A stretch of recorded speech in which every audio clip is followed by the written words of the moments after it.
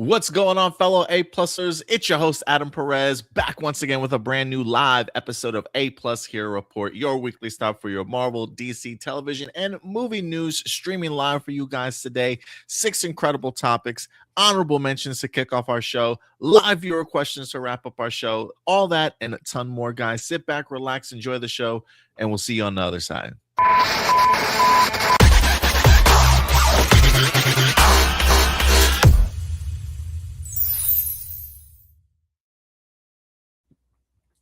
Going on, ladies and gentlemen, welcome to another episode of A-Plus Hero Report. It is your host, Adam Perez, joined none other than by my co-host, Stuart Branscombe in the house. Good to see you again, buddy. Good afternoon and good weekend. How are you doing, man? I'm doing excellent this weekend. It's been a really chill week for me. I've been using this week to so basically I mentioned last week that I played Resident Evil Requiem.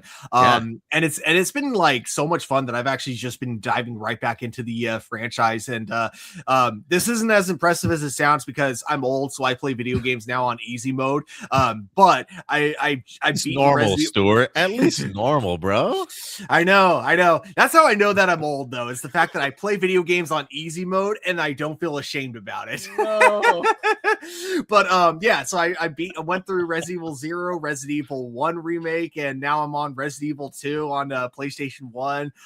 It's really fun. Also, holy crap, it's hilarious. If you ever download PlayStation 1 games on the PlayStation 4, I swear they're impossible to not be able to beat now because at least for this one, I know with Final Fantasy 7, when I played that, it had like an option to where you could turn on like an invincibility mode where you just like couldn't die. And now in Resident Evil 2 remake, they have a rewind feature, so you can literally just like rewind, like let's say you die in like one area seconds. You could rewind like 10 seconds and then prevent yourself from dying. You could rewind up to like 2 minutes in the game, and it's just like this is impossible to not be able to beat now. Obviously you don't have to use that feature, but it's just hilarious that's like there now. It's like they just assume like modern gamers aren't going to be able to like get into like classic games without like a handicap of some sort. check Indy, you there, buddy? Mike, can you hear me? A little echoey, but I hear you though. A little echoey, but I hear you. Okay. Hey, look, guys, in the live chat, I said, give us a second. We got a special guest joining us today. Voila, the return of Indy Uchiha, Nerd Mix himself. What's going on, buddy? It's good to see you, man. It's good to see y'all too. This feels really good. Yeah, it's awesome having you back. Like it's where you belong. Yes, definitely. We were just talking about video games, and Stuart confessed to everybody that he plays video games on easy mode. Yeah, I now play video games on easy. I've gotten old now, so it's just I don't have the time to like actually put effort into a game. The point of a video game is to enjoy it. So come on. If you can enjoy the storyline, a lot of people don't want you go through life being difficult. Work's difficult, family's difficult. If you can just sit back and enjoy something, you should be able to play on a casual mode because sometimes you just want to finish, a story. So why not do it like that? It's not, every game is not for a challenge. Every game is not a Dark Souls. Andy, you make everything sound so much better. I mean, at least a little challenge, at least a normal mode or something, but no, hey, at least you're playing video games, Stuart. I haven't picked up a controller in forever, bro. Yeah, that's like my other thing too, is that in general, like I think I've actually played more video games this year than I have all of last year, and we're only like 3 months into this year. Get into that groove, man. Mm-hmm. I think last year it's like I played Master Duel and Baldur's Gate 3, and that was about it. It's funny you brought up the idea that it's difficult for you to die in that game. Was that Requiem or was that Final Fantasy 7 you were talking about? For both Final Fantasy 7 and Resident Evil 2, because of the like handicap features that they give you when you download it on the PlayStation Store. I remember I was on Instagram a couple weeks back and I saw something. I think I might have even shared it on our Instagram page. Scientists were talking about the idea of like how video games challenged us as a kid, like how millennials or those that grew up in the 90s having video games, like how it really challenged us mentally compared to video games today, whereas like before you literally had 3 lives, right? And then it was like, so it like challenged you to have to problem solve and figure out how to, you know, get through the levels and things like that. And it was just interesting to me that they put it that way, because I do remember there was a time when as I was playing video games through my life, it got to the point to where it was like, wait a minute, like I don't, I'm not gonna die and have to start over. Like there's a save point here. Like I literally can save and just continue my game. Like I don't have to necessarily worry about, or like just respawn somewhere before. Like it's just an endless loop of, hey, here's another chance, here's another chance. And I remember thinking to myself one day as a kid, like, yeah, I guess it's so much easier now to play these games. But yeah, I just thought it was interesting, just the concept and idea of how games have changed over the years, and just how I don't want to say games now aren't challenging, but just like how much different they were growing up as kids. Everything isn't Lion King or the underwater level of Ninja Turtles. Um, Yes, to dude. be totally honest with you, when I go back and play the older games, even playing the newer games on normal or beginner, I find myself able to adapt to those older games easier Now that because of playing, you know what I'm saying, the newer ones. But it's about inclusiveness, is about a challenge. You know what I'm saying? We got grandmas playing Rec Room, you know what I'm saying, on Insane. Like and you know what I'm saying, doing run-throughs with it. It's all about what your level is and what your comfort level is. You know what I'm saying? Like even Thread Beast has a entry box where you only pay so much and you get 2 pairs of clothes. You know what I'm saying? Before you go, and everything should have something to get somebody into it. And if you can link That's somebody, if you can get somebody on a story, that makes them come back. Okay, now if you play this on normal, it opens this much more of the story up. So if you want to learn more of the lore, now play it on normal. You know, it's interesting how you're able to enable people to accept the challenge. You know what I'm saying, in life by doing it this way. You know, if grandmas are playing Requiem on Insane, Stuart, I'm gonna need your gamer card back, bro. If you play, if you play games on easy. No, but it's good to have you back, Indy. I'm glad you're here, man. We got a packed show for you guys today. We got 6 incredible topics we're going to be diving into. We got some honorable mentions to kick things off, live viewer questions at the end. We'll see how long we can have Indy here, if he's going to be here for the whole show or not. But I think my little kiddo's probably going to join us at some point in time, maybe during the live viewer question segment. I got to watch Little Man while I wrap up the show at the same time. So hopefully that doesn't interfere too much. Man, that's crazy. Yeah, that's crazy. My daughter was born during this podcast, and now she's 5. Wow. Yeah, my little man just turned 4. Yeah. So yeah, it's kind of crazy. We got little hero reporters growing up along with us, along with the show. Where should we go first? You know, before we get into our honorable mentions, I do want to give some love to people in the live chat with us here today. First off, if you haven't liked the video yet, please go ahead and subscribe to the channel. Feel free to share these videos if you're on Facebook, if you're on Twitter, wherever you're at watching us, YouTube. Share these videos. Let people know that we are currently live. And remember, at the end of the day, these are simply our A+ opinions. We always want to know yours. So as we go through these topics, feel free to let your thoughts be known in the live chat, because we love discussing things with you guys and hearing your guys' opinions on things as well. So let's go ahead and show some love to people that are in the live chat with us today. We got Ricky Perez up in the house. I saw the final trailer for the upcoming 2nd season of the live action One Piece, and it will be arriving on Netflix soon. Is it this month? Is it March, right? I think it's the end of March. So yeah, it's live One Piece season 2 on Netflix. Disney and Pixar just confirmed that a 3rd Monsters film is in development. Then Pixar's next film will be arriving in 2027 is Gato. Incredibles 3 in 2029 and Coco 2 in 2029. What's taking them so long to make a damn Coco 2? I don't know. That should be like, well, outside of maybe Incredibles 3, like those 2 should be at the forefront right now. I've been waiting for more of those. We also got tomorrow Nintendo Direct will be showing the final trailer for the Super Mario Galaxy movie after releasing in theaters on April 1st. How many trailers do we have for Mario? I feel like every week there's something brand new or like a TV spot, but I always feel like I'm seeing something new.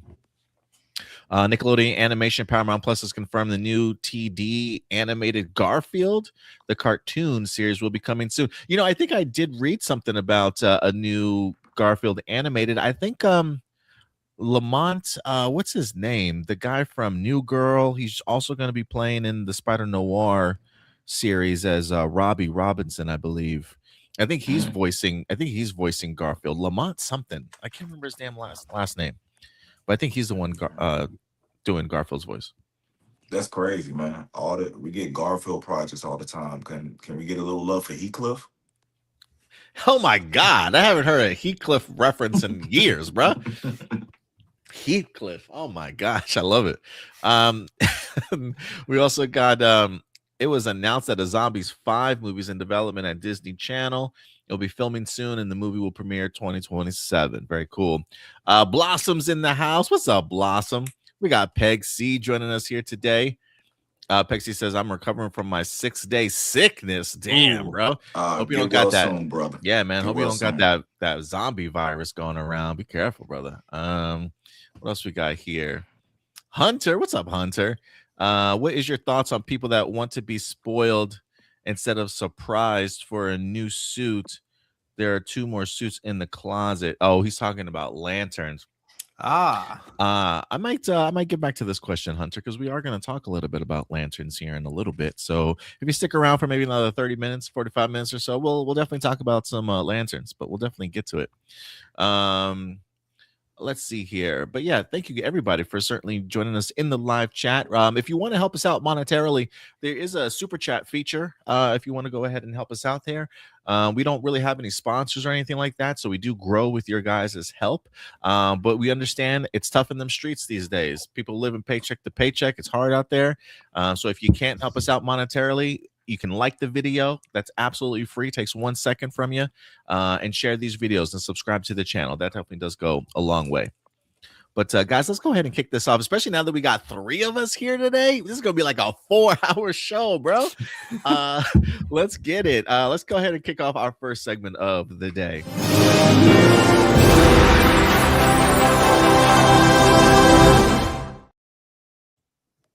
We got some honorable mentions we're going to be discussing with you guys here today.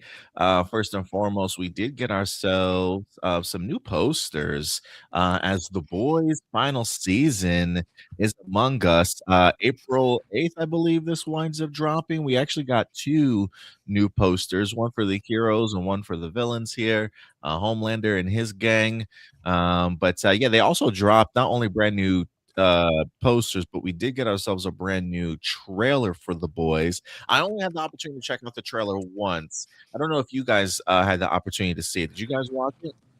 I actually haven't watched it yet. How about you, Indy? Have you seen it? I am a Boys fanatic. This is probably my most anticipated series. I think The Boys replaced Supernatural for me. So wow. Same showrunners, right? Yeah. So that's that's one of the reasons I'm really into it. Plus, we get the Supernatural reunion in this season. You know what I'm saying, of The Boys. So I'm looking forward to that. The trailer got me hyped. The only thing I'm concerned with this being the final season, I think they're going to rush the boys back together. You know, because the end of last season, they had that little animosity between them. I feel like something's going to force them back together quicker than I would forgive somebody. So maybe it's just me. But I'm really looking forward to this. I'm praying to see a tie-in from Gen V or an announcement soon during the middle, whatever, that we're going to get another season of Gen V. Because even though this is ending, I still want to live in this world. I did see 1 or 2 of the characters from Gen V pop up in this trailer very briefly. So I'm sure there's some connection. But yeah, I'll be curious to see where they go from the future if there's an announcement. But cool, man, cool. I didn't know it replaced Supernatural for you. I know how much of a Supernatural head you were, so that's big news. We also got Skeleton Cruise in the news this week. It wound up winning 4 Emmys, Children's and Family Emmy wins, especially most importantly, Outstanding Young Teen Series. I saw this and I immediately went to Twitter and I tagged Star Wars in it and I said, so season 2? We still haven't had a confirmation on it whatsoever. Although Will Polk from Scene and Nerd, you've seen Will around here a few times. He did message me that on the website Production Weekly, I believe, which usually has like a list of films or series that are set to go into production. They did have Skeleton Crew season 2 on the list at some point in time to go into production later on this year. Production Weekly, I don't know how reliable or if they have hits or misses here and there. So I know sometimes Production Weekly does post stuff and it doesn't come to fruition. Because I haven't heard anything about a season 2 from Skeleton Crew as of yet, confirmed by Lucasfilm. A season 2 for me personally would be great. I had a fantastic time with it. But when you're winning awards like this, it's like, dude, come on, Disney, what are we doing, man? What are we doing? I don't know if Andor won anything or not, but I know it definitely got nominated for a bunch of stuff. So it's just like, come on, guys, let's get some more of these series. We also got a new Sonic 4 behind the scenes photo, as production has begun on the next Sonic movie. Can y'all believe that? We've gotten 3 Sonic movies, a limited series spinoff, and now we're working on our 4th one with the premiere of or the debut of Amy Rose being voiced by Kristen. Damn it, what's her name? The girl from no, not Kristen Dunst. She was in oh my god, why am I drawing a blank right now?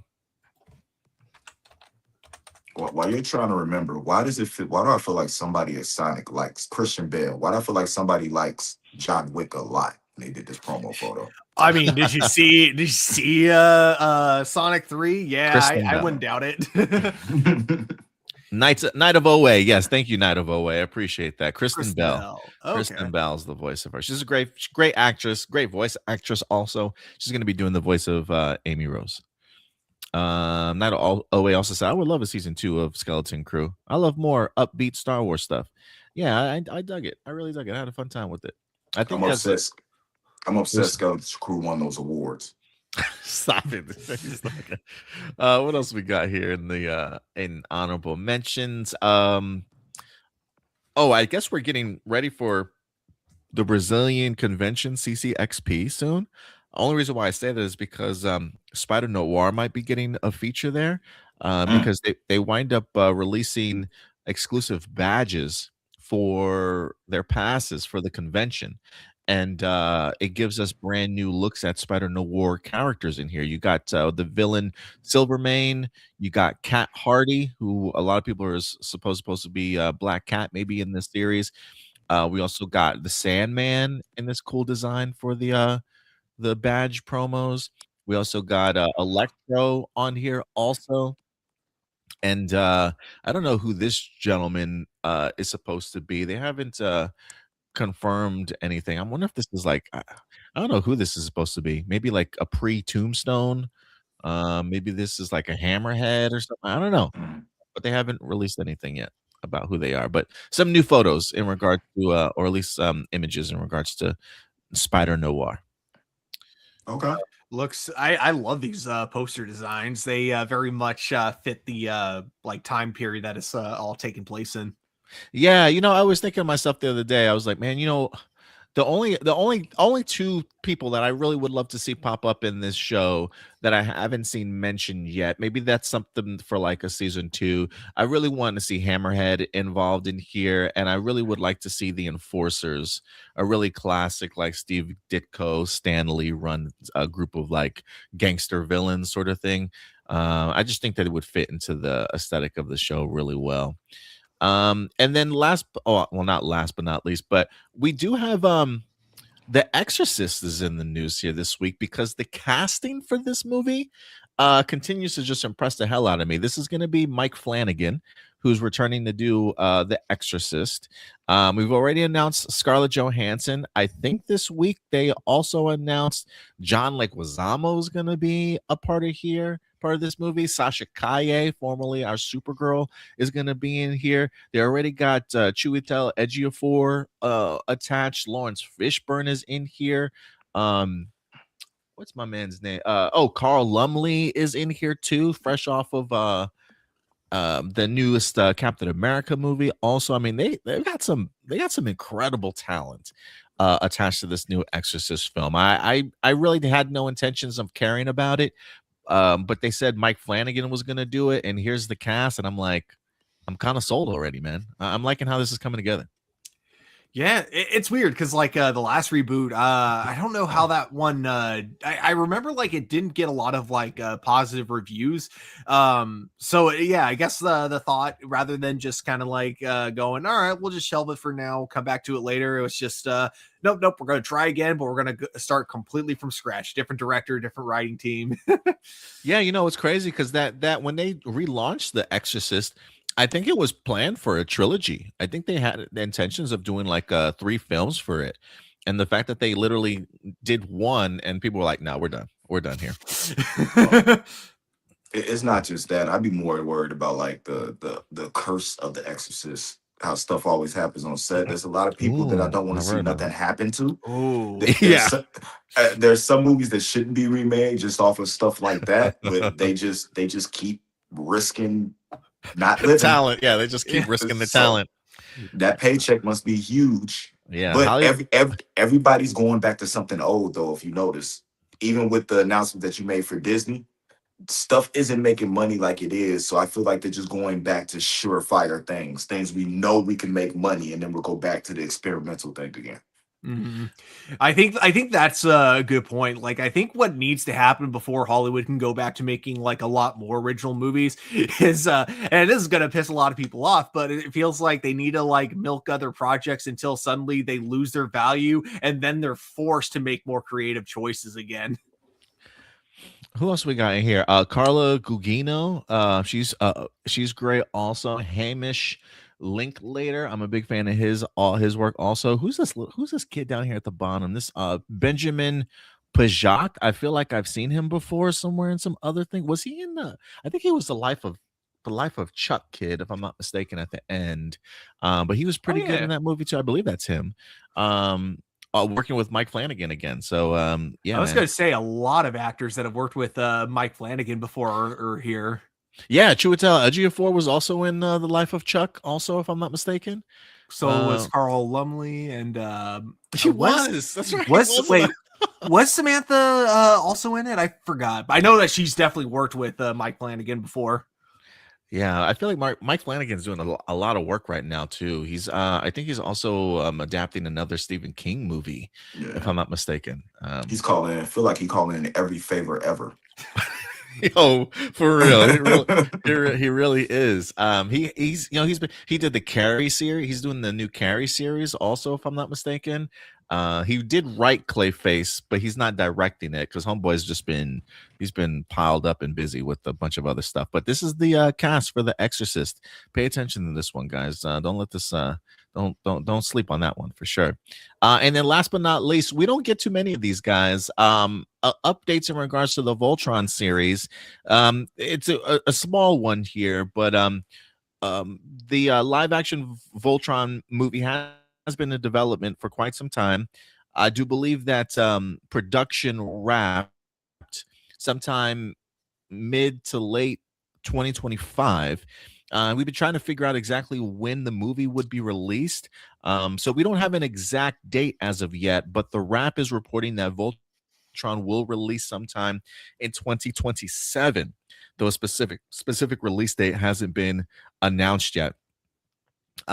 We have been hearing kind of tidbits of information over the past couple of months in regards to the movie itself, but the one thing that we still don't know is if this is going to be released in theaters or if this is going to be released on streaming. Now, we do have CinemaCon that's coming up in April, which is usually a big studio presentation to the movie theater owners to let them know what's coming out the remaining of 2026, along with sometime in 2027, to kind of get movie theaters hyped in regards to like how they want to showcase these films.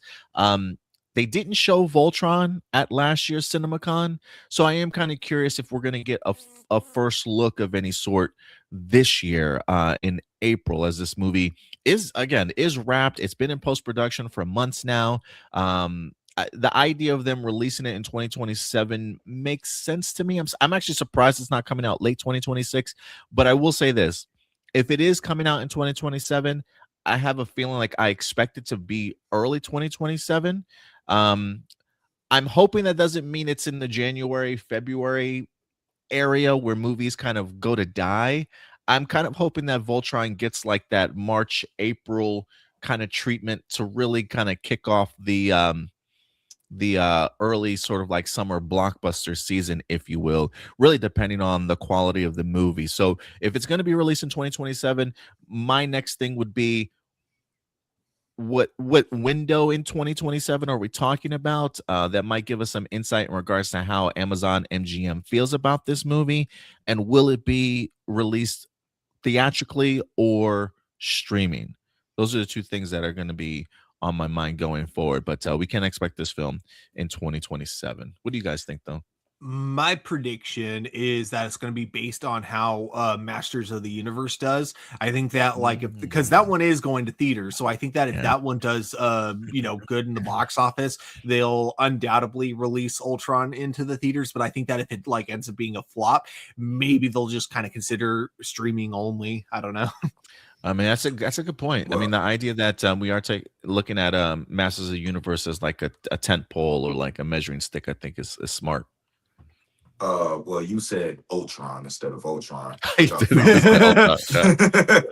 But honestly, to be totally honest with you, I would do straight streaming. I would have like a premiere in theaters, select theaters, premiere, but I would go straight streaming for this.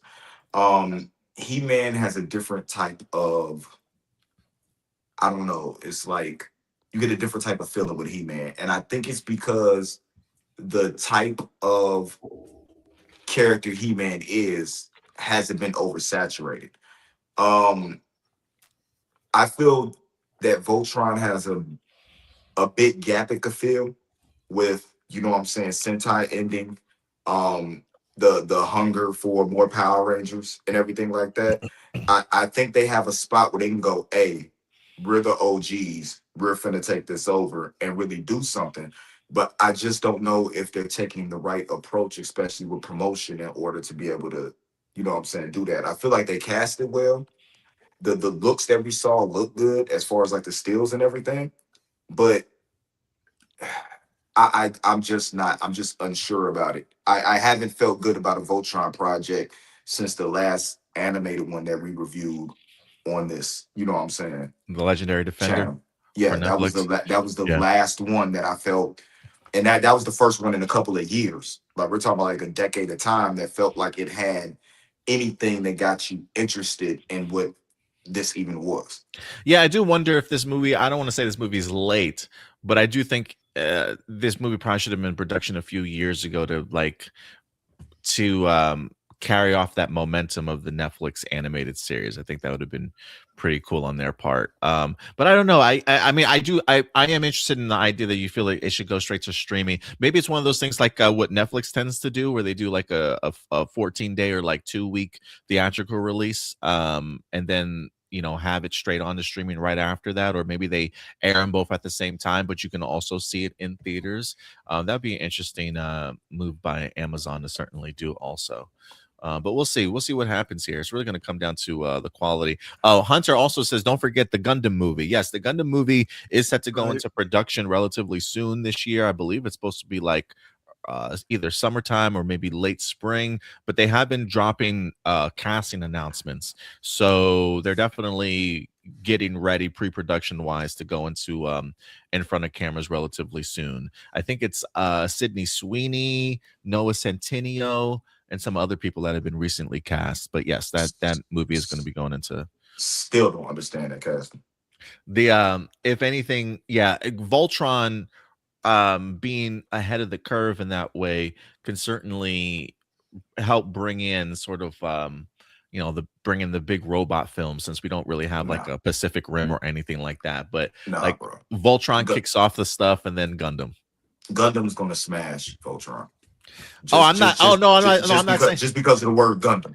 Yeah, no, I'm not saying Voltron's are going to be bigger. I'm just saying, talking about kicking off the run of big robot movies. You know, it's been a minute since we've had that, and then we'll have ourselves the Power Ranger television series on Disney. So we'll see how things go for big robot IP. But yeah, guys, those will do it for our honorable mentions. Let me know some of your thoughts in regards to some of the stuff that we just talked about here today. Do you think if the Gundam movie is awesome, we'll get a video game of it?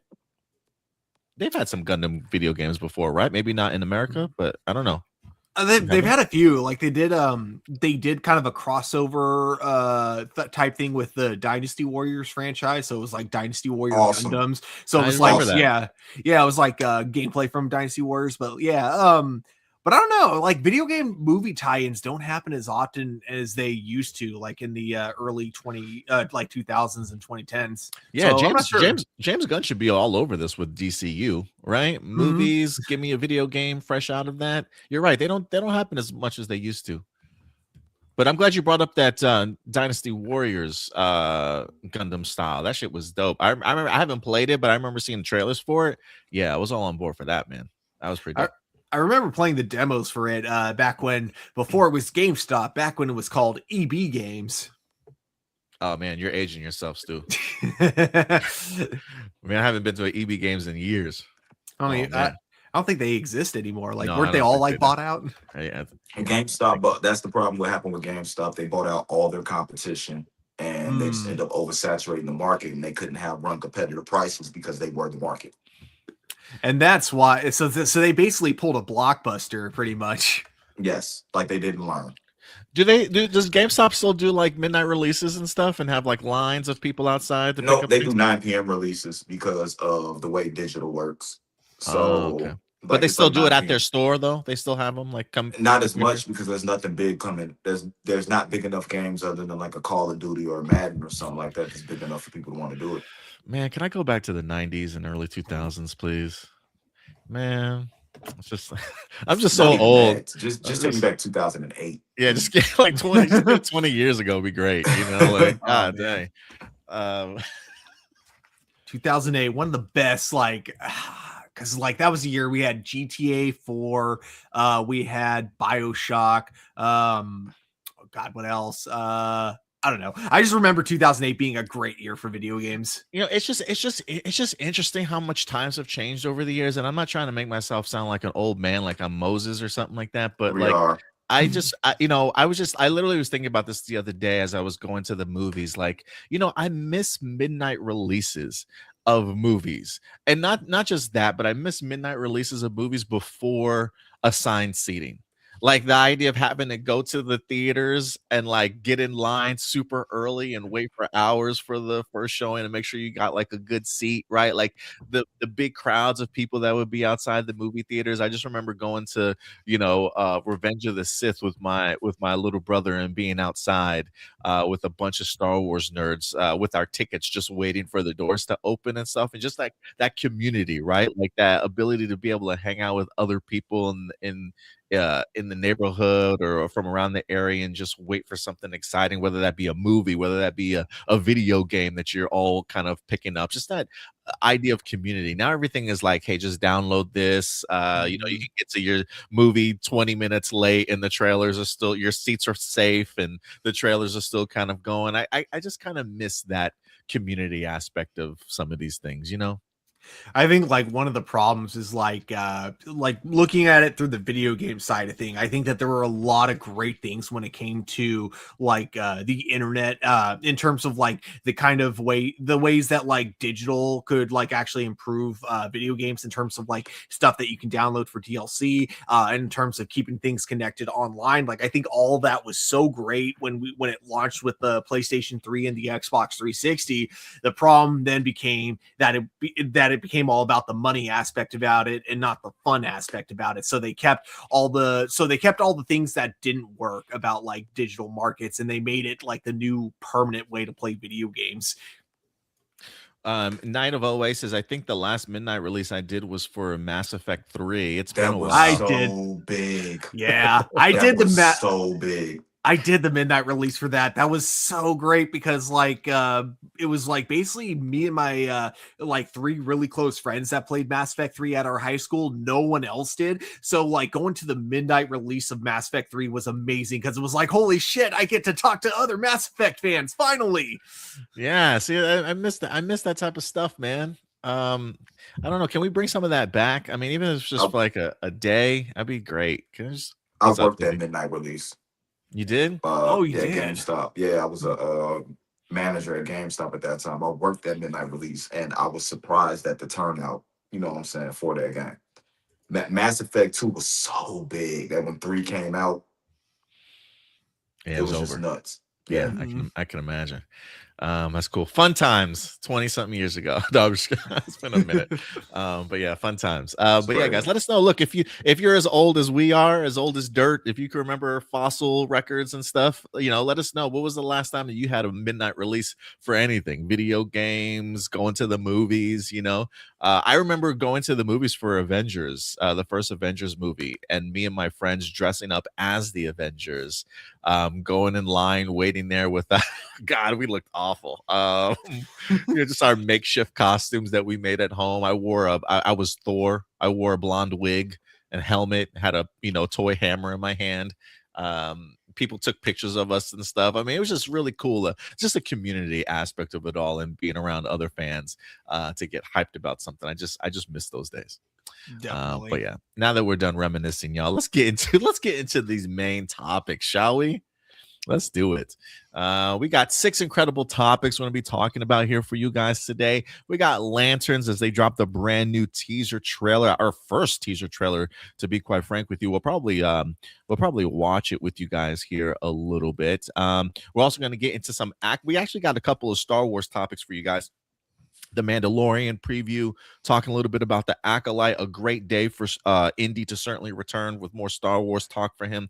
We got a wild robot sequel, and a couple of other great topics we're going to be diving into today. But first and foremost, man, DC Studios is back at it here this week. We got the Lanterns, our very first look. For the longest time, we were stuck with this one image for like a year, it feels like.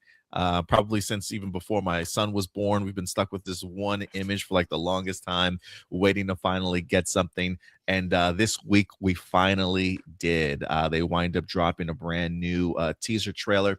The idea, I believe, was earlier in the week, James Gunn did release a tease in the sense of like, hey, brand new teaser dropping tomorrow.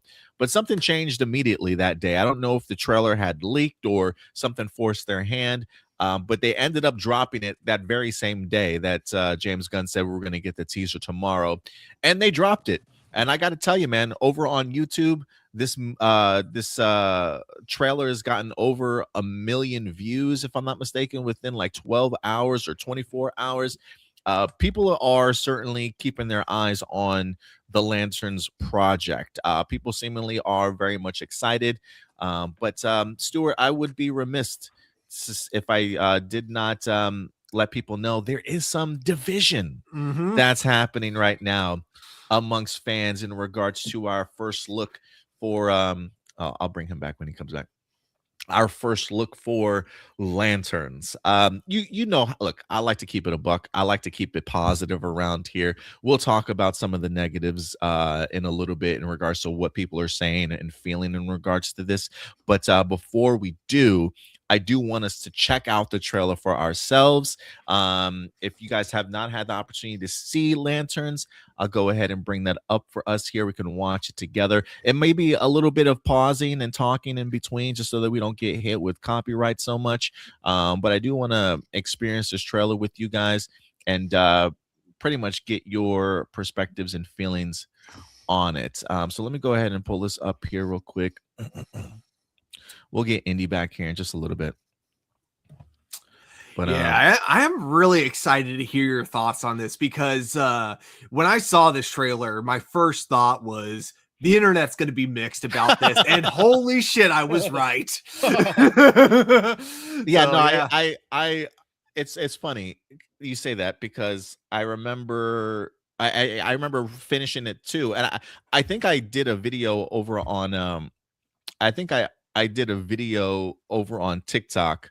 I did a video over on TikTok, and I think that's the same thing that I said was I watched this trailer and I immediately knew I immediately knew after this trailer ended that some people were gonna feel some type of way. Like I just knew. But you know what? I'm gonna also put us up here on the large. Can I hold on one second? I'm trying to. Oh, okay. It's shifted because Indy joined us. Okay, that makes sense. All right, let's go ahead and dive into this trailer for Lanterns. Again, I'll if you want me to Indy and Stuart, if you want me to pause, just say pause and I'll pause it. But I might pause it myself too. But let's dive in. With all due respect, we've been training for what, 2 months? And I haven't even worn the ring yet. Don't get hung up on the jewelry, Junior. You're just a fucking substitute teacher. You're not ready to get up in front of the class until the ring says you are. All right. Yo, can I just say, first off, I'm glad that he's calling him Junior and not boy. Like I was just like, please, Hal, just don't go down that route, please. But you know, Hal, I don't want to say he's got like a country accent here, but he does have like a southern kind of thing. It feels like going for him in regards to Hal Jordan. But I do love that he calls him a effing substitute teacher. Hal Jordan, it seems like he's in his like crotchety old man phase in his life right now. Definitely. Like, okay, so I think that I think I could say this just from this like little bit here alone. Like, I think personality wise, they've kind of nailed Hal Jordan and Jon Stewart here, at least with their dynamic. It's just a little bit different now with Hal Jordan being older, but like that Hal Jordan from the comic books is still there in terms of like I gotta give credit to oh god, what's her name?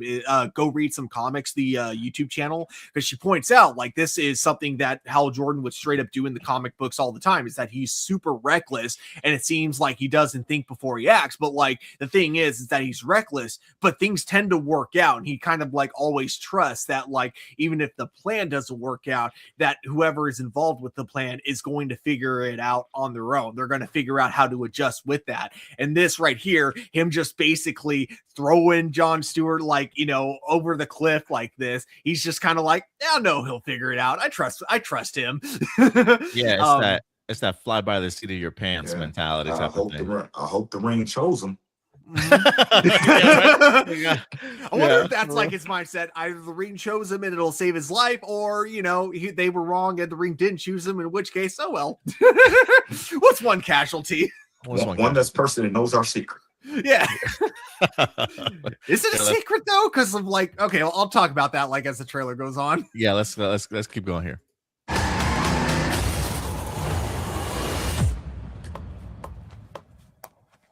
could have died. You want me to train you? I'm training you.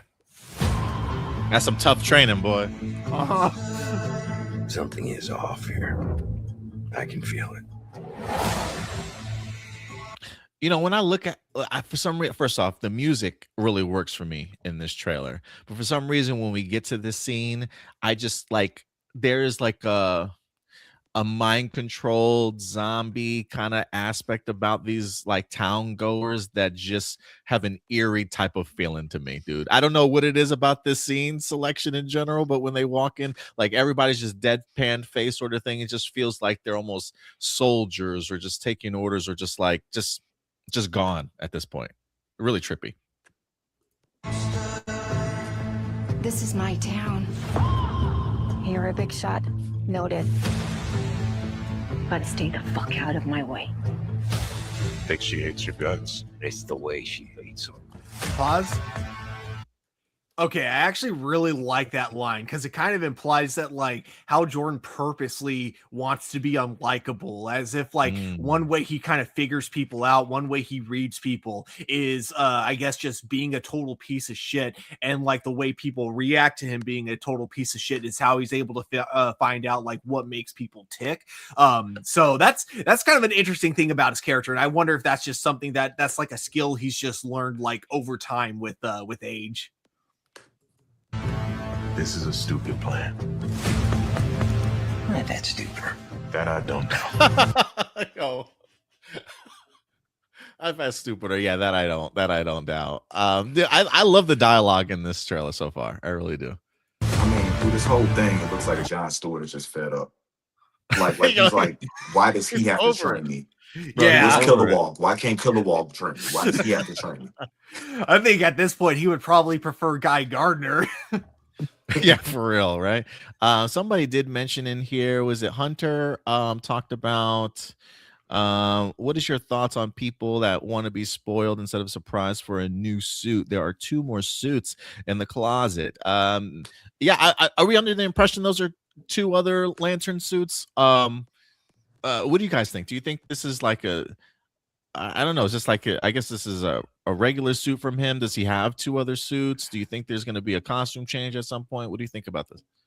100% think there's going to be a costume change. I think the reason the suit that we see, the only one that we see looks like very like bland, is because it's supposed to represent like how Jordan like how he kind of feels right now, and it's like old, it's worn out, it doesn't look very appealing, which is kind of like a perfect representation of like how Jordan's state of mind at the moment. He's been through the ringer for sure. Yeah, Yeah. I think it might have something to do with his willpower. Like, you know what I'm saying? There's a time Hal Jordan used that nobody had more will than him. Like, the reason his ring was so powerful, he was so powerful as a Green Lantern, is because nobody could will more than him.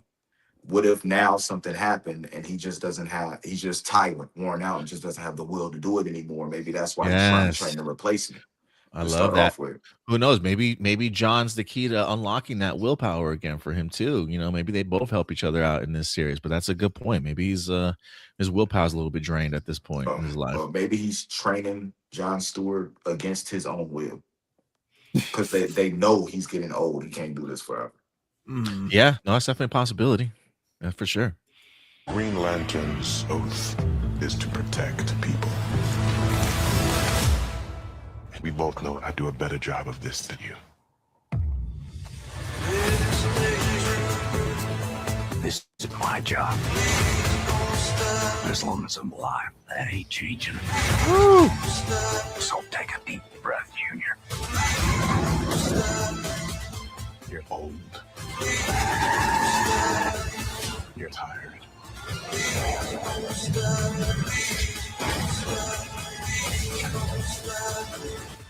And your time is up.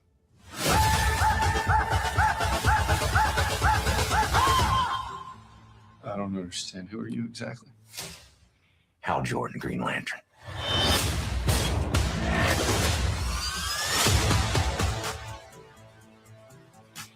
Have you ever talked with the other Lanterns? I'm the only human. They're aliens. One of them's a fucking squirrel. I do want to talk about that line real quick here. He asks him if he talks to other lanterns, and he just says, I'm the only human. The rest of them are aliens. I mean, we know that to not be the case, though. We know that Guy Gardner's out there also, so he's clearly not the only human. But I am kind of curious as to what do you guys think about that line? Do you think that's a mishap in regards to the writing? Do you think they're insinuating something here? What do you guys think about that? It's undoubtedly like a purposeful line. I think there's just context missing because here's the thing. It does seem edited. Yeah. It does seem like edited. Yeah, because we know that Guy Gardner is going to be in a episode, I believe. I don't think he's going to be in any more than that, because Nathan Fillion himself was like saying, "I've never dropped so many F-bombs before in any project," which I thought was funny. So we know Guy Gardner is going to be in it. So what I kind of think is that this conversation is happening after they meet Guy Gardner, and this is him kind of going like other Green Lanterns, as in others besides Guy Gardner, because I'm assuming when Guy Gardner's in the show, I'm assuming both Jon Stewart and Hal Jordan, the one thing they're both going to be able to agree on is this guy kind of sucks. He might as well be an alien at this point. Yeah. But yeah, I also saw, let me see if I can find, it happened really briefly. I don't know if I'm trying to find the shot of it though. That some people were suggesting that this could be a hint at, this motel thing here. Let me see. People. Yeah, when it turns was trying to catch it when it turns yellow. Oh, it's yellow. Yeah. People were suggesting maybe that's a tease at Sinestro. I am hearing that Sinestro is almost in every episode in this movie. In this series is what I'm hearing. But some people were suggesting that the yellow and the O might have suggested tease that Sinestro a little bit. But so yeah, that is in fact the trailer for Lanterns. We wind up getting that again. The trailer itself has gotten over 1 million views in like 24 hours, so there's definitely an appetite for this show. A lot of people are certainly tuning in for it. We got Night of OA says a couple of things. I'm a bit mixed on the Hal Stewart dynamic, mostly on the Hal side. I feel Pierre is perfect for Jon Stewart though. Hunter did let me see. Hunter says in the Lantern show is passing of the torch to Jon Stewart. Andy, you did talk about the idea of like Hal being reluctant to the training of Jon Stewart being kind of thrust onto him. It definitely feels like that from the trailer itself, because it does seem to be a level of resentment and animosity towards Jon Stewart for him being in this position of knowing that he's supposed to be the one to take over Hal's role, and Hal's just really not ready to give up his position at this point. Yeah, I definitely feel that. I feel like it's more of a maybe Stewart knows who Hal is, knows what Hal's done the past couple of years, and it's like it almost feels like he talks to him like he doesn't respect him. There's no respect there between the two. Yeah, I mean, even him saying something like, I'm better at protecting people than you. I'm just like, damn, like that's a bold line, And then I even love how, like, in that shot, Hal Jordan just kind of like looks at him like, seriously. Yeah, it's pretty crazy. Marcelina says many people are now going back and apologizing to Ryan Reynolds' Green Lantern movie because the movie at least embraced the Green Lantern lore and had more green. So let's talk about this real quick, because that's really what it's coming down to. Like the issue that people are having with the trailer or the show so far is lack of green. There's really no green. I mean, the colors in this are very muted, very dull. You get hints of it, but it's really non-existent in certain aspects. And I think people are really wanting to kind of embrace the sci-fi intergalactic cosmo superhero aspect of Green Lantern. More suits, more constructs, more green, more aliens, whatever the case may be. And considering the fact that this is a teaser trailer, this is really our only first look that we've had at this series before the series winds up dropping all the way out in August. So I definitely expect another official trailer, maybe 2 more official trailers. It wouldn't surprise me if we get some sort of presentation at maybe San Diego Comic-Con if DC Studios is in attendance. I just feel like the more that we get, the more they will eventually show. But as far as a teaser trailer, I think people were certainly expecting a lot more, and that's really what the divisiveness that's going, or the discourse, I should say, is going out about this series. What do you guys think about how people are feeling, though? You think you think it's fair? Do you think it's overblown? I'm kind of curious what you guys think. I don't know where Andy went. No, I think it's like very much a fair complaint, because here's the thing. I really love this teaser overall. Like, I think that, like, in terms of the dynamic that we have between these characters is really cool. We don't see much of what the actual conflict is, but it does look like an intriguing mystery. That said, though, I do kind of get the concern in the sense that, like, right now, my biggest question and concern about the show, and this is something I don't want to judge it for because I don't know. Have I been muted? No, I've been hearing you. That's so weird. I can't hear you now. Oh, okay. That was weird. Anyways, where was I? Oh yeah. So anyways, all that to be said, this is like, my biggest question that I'm waiting for the show to answer is what what is the reason it has to be the Green Lanterns to solve this issue? Why is it this? Because this, if this show, if like the overall mystery that they're solving is something that isn't even like supernatural, it isn't even sci-fi like. Why is it the Green Lanterns are the ones that are involved, and not someone like the Question, you know, or someone who would be more suited for like kind of a down to earth mystery. So far, that's like my only kind of concern about it at the moment. But again, I don't want to like judge yet because we still don't know what the actual plot of the show is going to be, or what it is like the overall big threat's going to be. But right now, that's like my only concern about making it too grounded. If the entire mystery isn't even supernatural or sci-fi, then it's like, why is this a Green Lantern show? But that being said, I still think that like there is going to be a lot more to the plot than what we see in the trailer. So that's why I definitely didn't want to judge it based on just the teaser we got here alone. And again, I think that even if we don't get a lot of spectacle in this trailer, what we get in terms of our character dynamic is great. Another kind of concern I have is I didn't realize, like, I knew that they were going to borrow from True Detective. I just didn't know, like, they were going to go for kind of the hard R in terms of, like, in terms A lot of language. F-bombs. Yeah, lots of F-bombs. So it's like, I'm not sure. I'm not sure how I feel about that because I don't want, like Superman and Supergirl to be like the only DC properties that are like age appropriate for everyone. I don't like, as much as I love the fact that the DC universe uses R-rated projects alongside PG-13 rated products. I don't really want the R-rated projects to outnumber the PG-13 projects because I do want DC to be accessible for everyone. So I think that's like another concern I have. But again, we're still early in this new DC universe, so it's too early to judge for sure. But yeah, those are my kind of thoughts and concerns.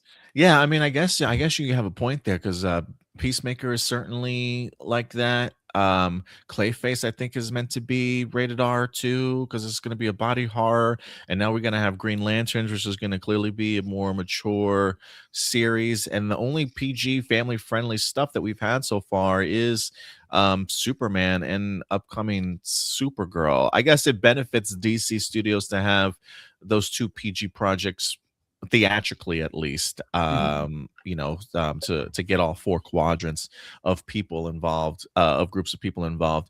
Yeah, the issue that I have is, while I do think it is a fair complaint that people have in regards to, hey, where's the green? Where's the costumes? Where's the constructs? I thought, it's a Green Lantern show. Can we get, some sci-fi elements involved? I have no problem with people that complain about it. I have problems when people take those critiques and then they do judge the show on it, because that's what I've really been seeing a lot of, is people already calling the show trash or or using prime examples. Like the fact that we're at the point where people are apologizing to Ryan Reynolds' Green Lantern is absurd to me. Yeah, it's absolutely absurd to me. Please, can we not go that far? That's just way too out of the ballpark for me. Let's give this show a chance. Like, I get the idea of like a trailer maybe not meeting your expectations, but it doesn't necessarily mean that that's what the rest of this series is certainly going to be. I have full faith that as we get more trailers, we're gonna get those aspects of things that people have been wanting to see. Now, I don't know what the balance is certainly going to be when we get to the show, if it's going to be 50-50, if it's going to be 70-30 or whatever the case may be. But the idea is just to immediately kind of judge what the entire show is going to be based off of just a 2-minute teaser trailer. I think it's just really, it just doesn't make no sense to me personally. But I get the complaints that people might have, but as far as taking it to the point of judging, I'm not too fond of that. But Indy, how do you feel about what people are talking about in regards to it? I mean, people talking about apologizing to Ryan Reynolds for his Green Lantern movie, taking their critiques and assuming that the rest of the series itself is going to be crap or trash already. What did you think about the trailer, and how do you feel about just not necessarily the critiques, but to the point of thinking the show's going to be horrible? I didn't think there was nothing wrong with the Nothing wrong with the trailer. No, you're good. You're good. Nothing wrong with the trailer. I honestly think the trailer are taking these two individual characters very seriously. Yeah. And people are so used to the phantasmal look of everything, you know what I'm saying, coming off of Superman, Mm-hmm. uh, uh, other products that, you know what I'm saying, James had his hand in, that I think they're going to miss out on the true story that this is trying to tell. They're setting you up to let you know that this is something serious. Everybody's not all play off of play. One thing we know about Jon Stewart is Jon Stewart has been always in the comics has been extremely serious, almost militant in everything that he does. So pairing him with somebody who's just off the whim, you know what I'm saying, does everything by, you know what I'm saying, the end of his sleeve, just goes for it, is a perfect pairing when it comes to writing. I believe that this inside that universe is going to be something that's going to work very well, especially when uh, a John Stewart has a chance to meet up with, you know what I'm saying, other Green Lanterns, meet up with this version of Superman. You know what I'm saying? This version of other characters who seem to be a little bit more laid back, not as serious until it calls for time to do so. And I really think you're going to see, and this is just me, and this is what I like to see. I would like to see John Stewart turn his opinion around of Hal Jordan when it comes to a situation where Hal Jordan has to be serious and be able to see that. Hold on real quick. I want to first off, Indy, props to, are you rocking green headphones today? Yes. Hey, my man's Did on it point with on the purpose. theme. My Did it on man's purpose. theming it up for us today. I love it. I love it. Marceline says, I think Lanterns would be less hated if this was an Elseworlds and the main DCU Green Lantern were more cosmic and sci-fi based. Look, this is kind of what I'm talking about though. It's like we haven't even seen the show yet. So we don't necessarily know. We don't You don't necessarily know how cosmic it's going to be. Yeah, You've we seen have a no minute. idea. We have no idea how it's gonna be. And I want to jump off of what you talked about, Indy. The relationships in here are important. And I think it's also important to recognize like usually how trailers work. And that means in the sense of like we'll get 2 or 3 trailers before a show winds up dropping, right? Each trailer is meant to emphasize something different.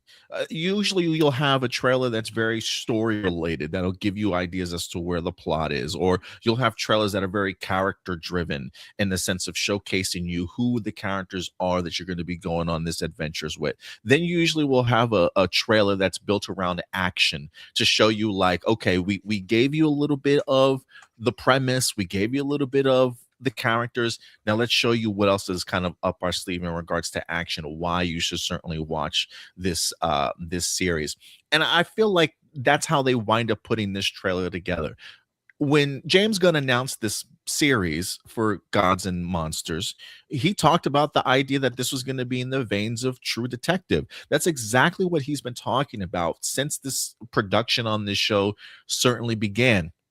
And so, if that's how you have been selling this show to general audiences and to fans of the DCU, I think your job is to then put forth a trailer that emphasizes this is exactly what we talked about. Like, this isn't a case of like you going to a car dealership and somebody selling you on the car and then yet selling you a lemon, right? Like, this is James Gunn promising you, hey, this is going to be a True Detective-esque sort of style show. And then when he drops the trailer, they're true to their word. Not only do they give us sort of that True Detective mentality, but they also really build upon the Hal Jordan and Jon Stewart dynamic. And it really gives you a sense of where we find both of these characters kind of in their life, how they feel about each other. And I think that's a great way to not only highlight the emotions, but also like just the stakes that could potentially be out there for each other, so that now that we know who these characters are, when we start to see more of this series and we start to see them in dire situations or action pieces or whatever the case may be, it holds more weight to it, right? Like I mean, if we literally just wanted Green Lantern and a bunch of cosmos and just a bunch of color green, we can just give people AI slop if we wanted to, if that's the case, right? But like, that's not what they're trying to do. These movies, these characters, these television shows are based off from the ground up characters first. And I think the fact that we are getting a lot of character work in this trailer, we're getting an idea as to the premise of the show in this movie. I think that's a great first step for this show. And I just think people just need to be a little bit patient in regards to it. I mean, like, I know it's been a while. I know that, we've been sitting on the one first look image for like the longest time. So it's really difficult for us as a fandom to be patient and not just scream for I want more. But I do think that this is just all part of the marketing plan here, in the sense that, and I also think that it's the fact that they call the show Lanterns. I think they call it Lanterns certainly for a reason, because it's not just about the Green Lanterns. I have a feeling we're going to see a bunch of other color spectrums in this show that is certainly discussed and talked about also. So just I would just say give it time. Let's not judge the show. Let's not like assume we know the direction in which the show is going to go, because we literally have only seen 2 minutes of it. And look, we had a Green Lantern in this clip. We saw how Jordan getting ready to use his power blast. We saw Jon Stewart with like some sort of like cosmic gun to his head, right? So I think there are sci-fi elements in here that they're really like teasing and holding off to show us, because I do think the cosmic lore and things like that are certainly in this. I just think when it comes to promoting and marketing, I think they're just giving you what it is that they said that they were going to give you, and then they'll eventually tease you with more and other things. But I think it's coming. I think it's coming though. Okay. Yeah.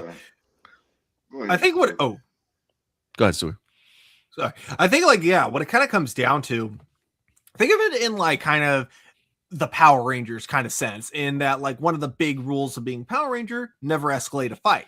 And I think that there might be a cosmic mystery behind this whole thing. I think there is too. Yeah. But if you go in as a Green Lantern trying to solve this mystery, you're not gonna accomplish anything.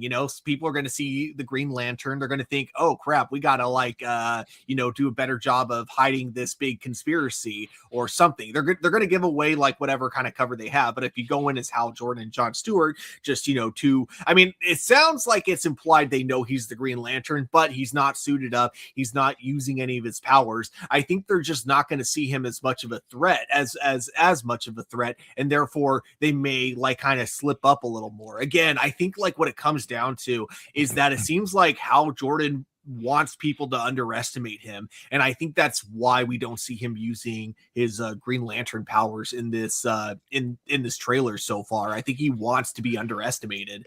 But yeah, I think the big thing I agree with you with is that way too many people are jumping to conclusions, and I can kind of see where it comes from, because yes, you don't see much spectacle in this trailer. And even before this trailer came out, they were saying that they wanted a true detective vibe to it.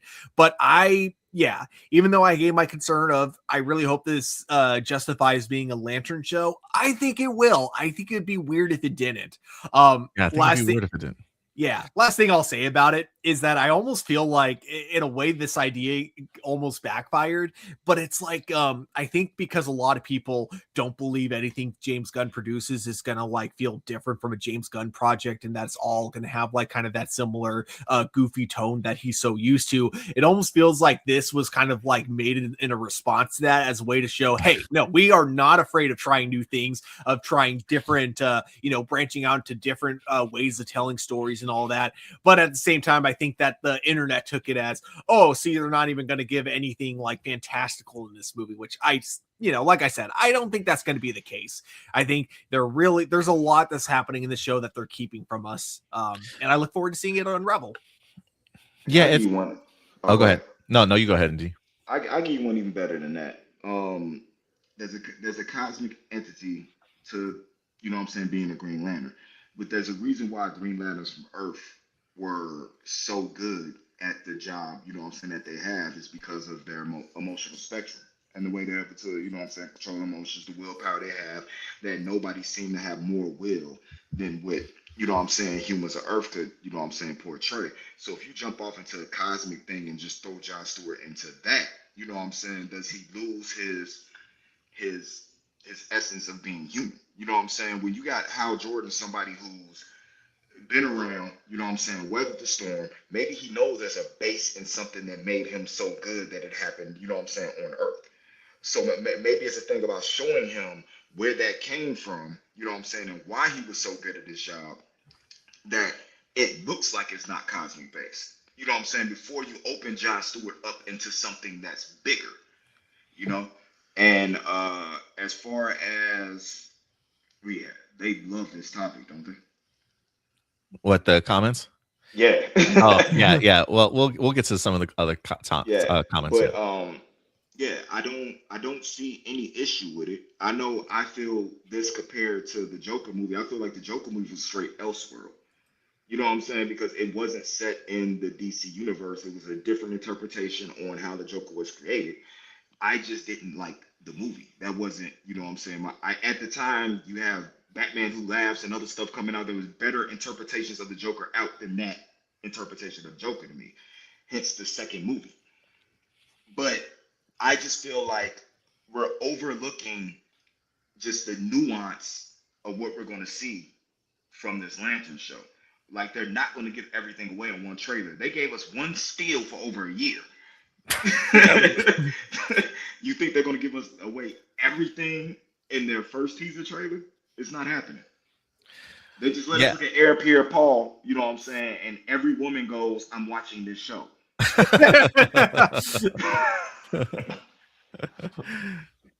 Yeah, I had something on the tip of my tongue too, and I can't remember what it was. I lost it. I'm sure it'll come back to me though. Let me go to some of the comments here. You know, I did upset Marcelino a little bit in saying something here. It is rude to assume that you think people would want to want a sci-fi based Green Lantern show, would love AI slop. Many of us are against AI. That's a rude assumption.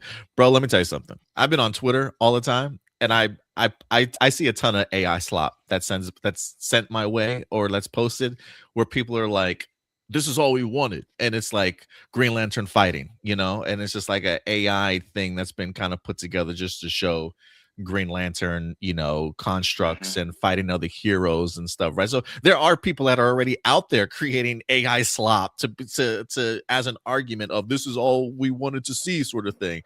And you know what? All that stuff is soulless. There's no like stakes involved. It's just action thrown on the screen. There's no emotional connection to any of these characters, sort of thing. But again, that's not to say that we're not going to get those battles in Lanterns. I don't know what Lanterns is going to turn out to be, but I don't think those big constructs and those big battles in the cosmic aspect of Lanterns will mean anything if we don't have the character work that we see in this teaser trailer between Hal Jordan and Jon Stewart.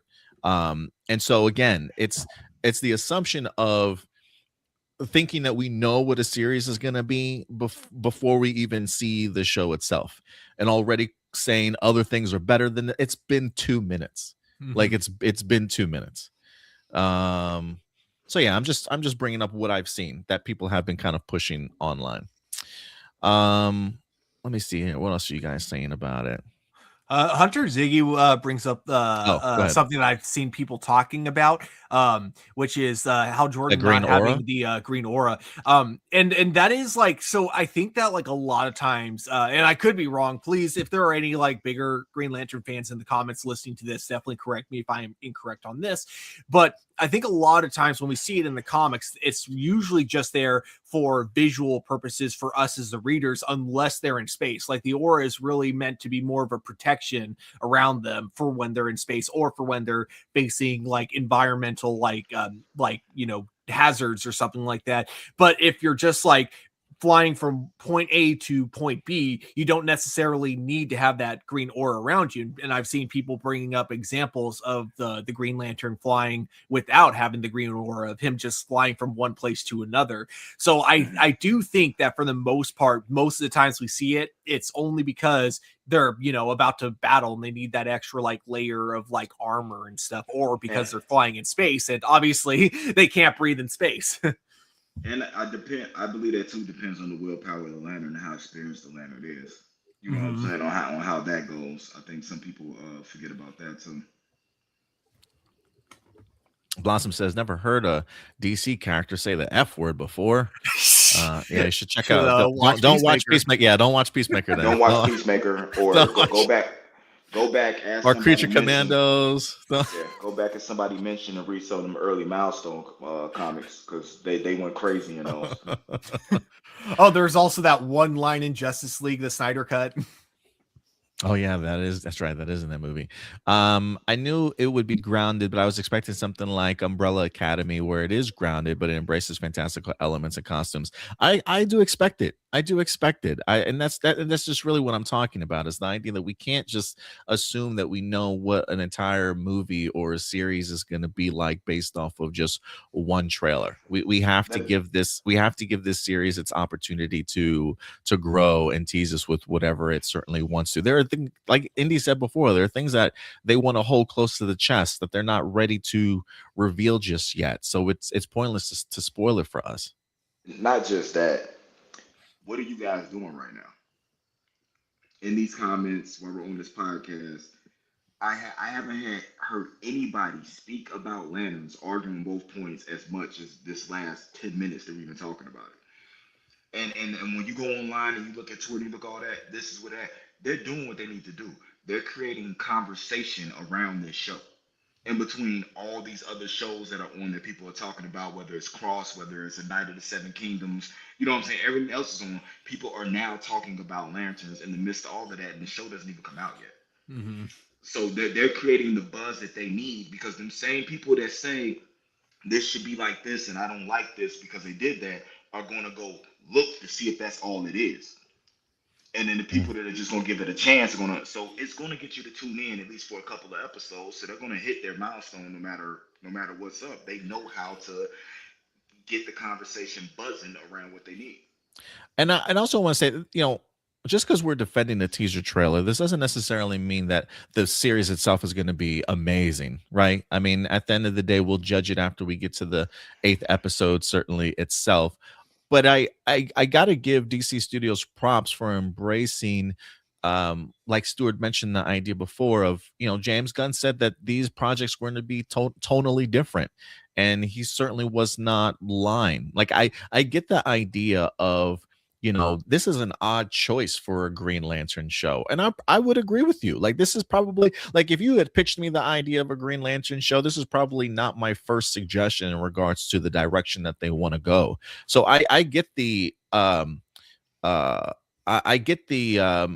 people being worried that this doesn't look like your traditional Green Lantern comic books, and where is this certainly going.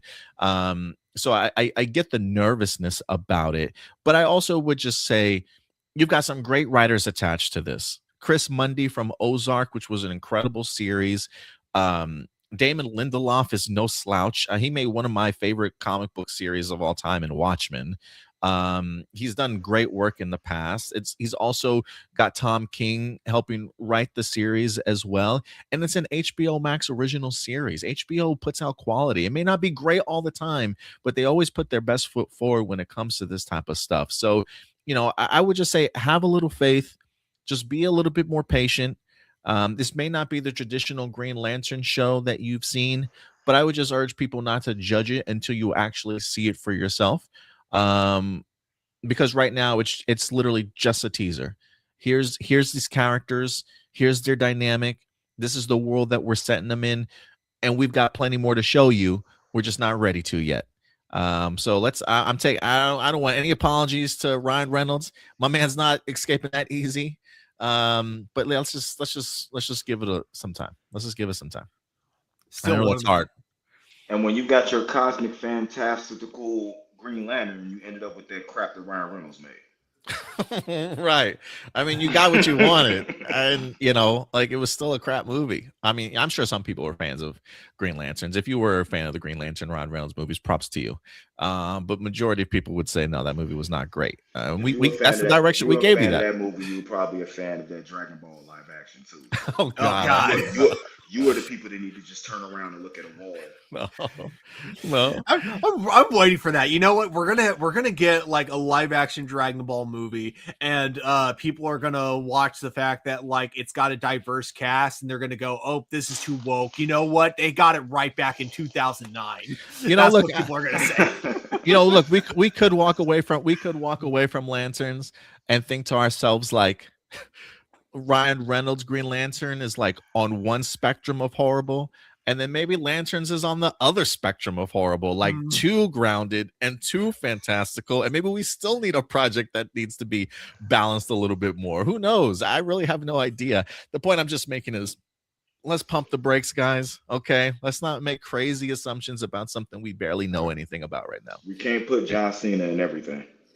Yes. God. But yeah, guys, let us know your thoughts in the live chat or the comment section box below. Let us know. Like, you know, it's crazy though. It's like, you know, we talked about, and this is what drives me crazy about the fandom, is that we are so quick to dismiss the things, or we're so quick to talk about the things that we hate, right? Or that we despise about what we see. I don't know if in the comment section I seen one positive thing. I don't know if I seen anybody lead with positivity. Like, what are the things that you actually liked about the trailer, or that you took away from the trailer that you liked, right? Like, I personally would love to know that more than the things that you hated. And this is why we don't have like 50,000 subscribers right now. It's because we tend to try and find the positive in things instead of immediately trying to dismiss the stuff and break it down from a negative perspective. And so, you know, I would like to know, what did you like about the trailer? What did work for you about the teaser trailer that you're eager to see more of? Please let me know your thoughts in the comments. Someone's gonna reply, "It eventually ended." Yeah, so along those lines. These people are the same reason Hills isn't on the air anymore. Oh no! Hey, you're getting your boy back in Baywatch though. Yeah, that is true. If he's not doing a salamander ladder, I don't want him in. Oh, he's got to be a pilot episode. It's got to be. I just got to see those muscles flexing. I gotta imagine, you know, like I gotta imagine that lifeguards have to have easy access to a gym, so I'm sure we'll see it. I'm sure we'll see a salmon ladder for sure. What's up, Tony? It's good to see you in the live chat with us today, man. We just got done talking about Lanterns. Let me know your thoughts in the live chat, what you thought about the trailer. If it's positive, negative, we definitely want to know your thoughts. Hey, guess what, guys? What? That was just the first topic. That was just the first time. That's what I'm talking about. This is gonna be a 4-hour show, dog. This is gonna be a 4-hour show today. Let's see how we'll let's see how we do on the other topics here. Next up, let's move on. We're gonna get into it's Indy's favorite topic, baby. We're gonna get into Star Wars next. We got some interesting. We have some interesting things happening when it comes to the Acolyte. Unfortunately, for me, no season 2 on the horizon. I think they definitely have buried this. But Leslie Headland is certainly still talking about the series, specifically in regards to details for what could have been in regards to season 2. Now, look, guys, I'm not going to gaslight you. All right. I'm not going to sit up here and say Acolyte was the greatest thing Star Wars has ever dropped. We definitely had our issues with the series itself. I think we certainly tried our best to muster positivity out of the series that we were watching. But I do think some of us on our council panel, after it ended, and maybe a couple of months afterwards, might have been open to the idea of like a potential season 2 may not have been absolutely terrible idea. I mean, you know, sometimes you got to let things breathe. You got to allow creators to hear some of the pushback, make changes kind of going forward for a season to really allow it to grow. So maybe canceled a little too early, but the series definitely had its problems. Okay. So we wanted to explore what possibly could have been, as Leslie Headland talks about some of the things she would have loved to have tackled, and maybe even some of the things that some fans were pushing back against. Real quick though, Tony Robinson said the trailer was solid, talking about the Lanterns trailer. But let's get into this article here. This comes from Tony. this comes to us from the Hollow Films, the Hollow Files, excuse me, the HollowFiles.com.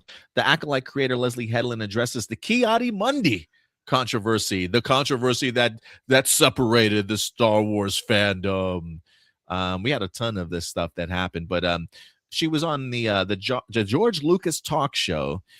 Creator Leslie Headland finally addressed the controversy and clarified a couple other things. One of the many ridiculous points of controversy surrounding the Acolyte was the inclusion of Ki-Adi-Mundi, the Syrian Jedi introduced in The Phantom Menace. Certain sections of Star Wars fandom allege that Ki-Adi-Mundi's inclusion in the series broke canon, as a character would not have been alive at the time, citing the character's birth year detailed in an obscure piece of non-canon legends. I think that's important to point out, non-canon legends. Headland chuckled at the question regarding Ki-Adi-Mundi's age and went on to explain how his appearance in the show is consistent with canon. Her response: look, man, I asked Pablo Hidalgo, okay? Like I went to the head guy at Star Wars, the encyclopedia of Star Wars, and that's what he told me. He says, I don't remember what he said about the birth date or lifespan, but Pablo said it was cool. And many people read the script.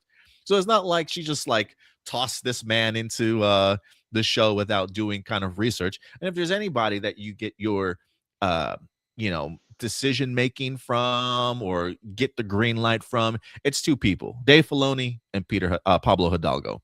I think that's enough, Stuart. What about you though?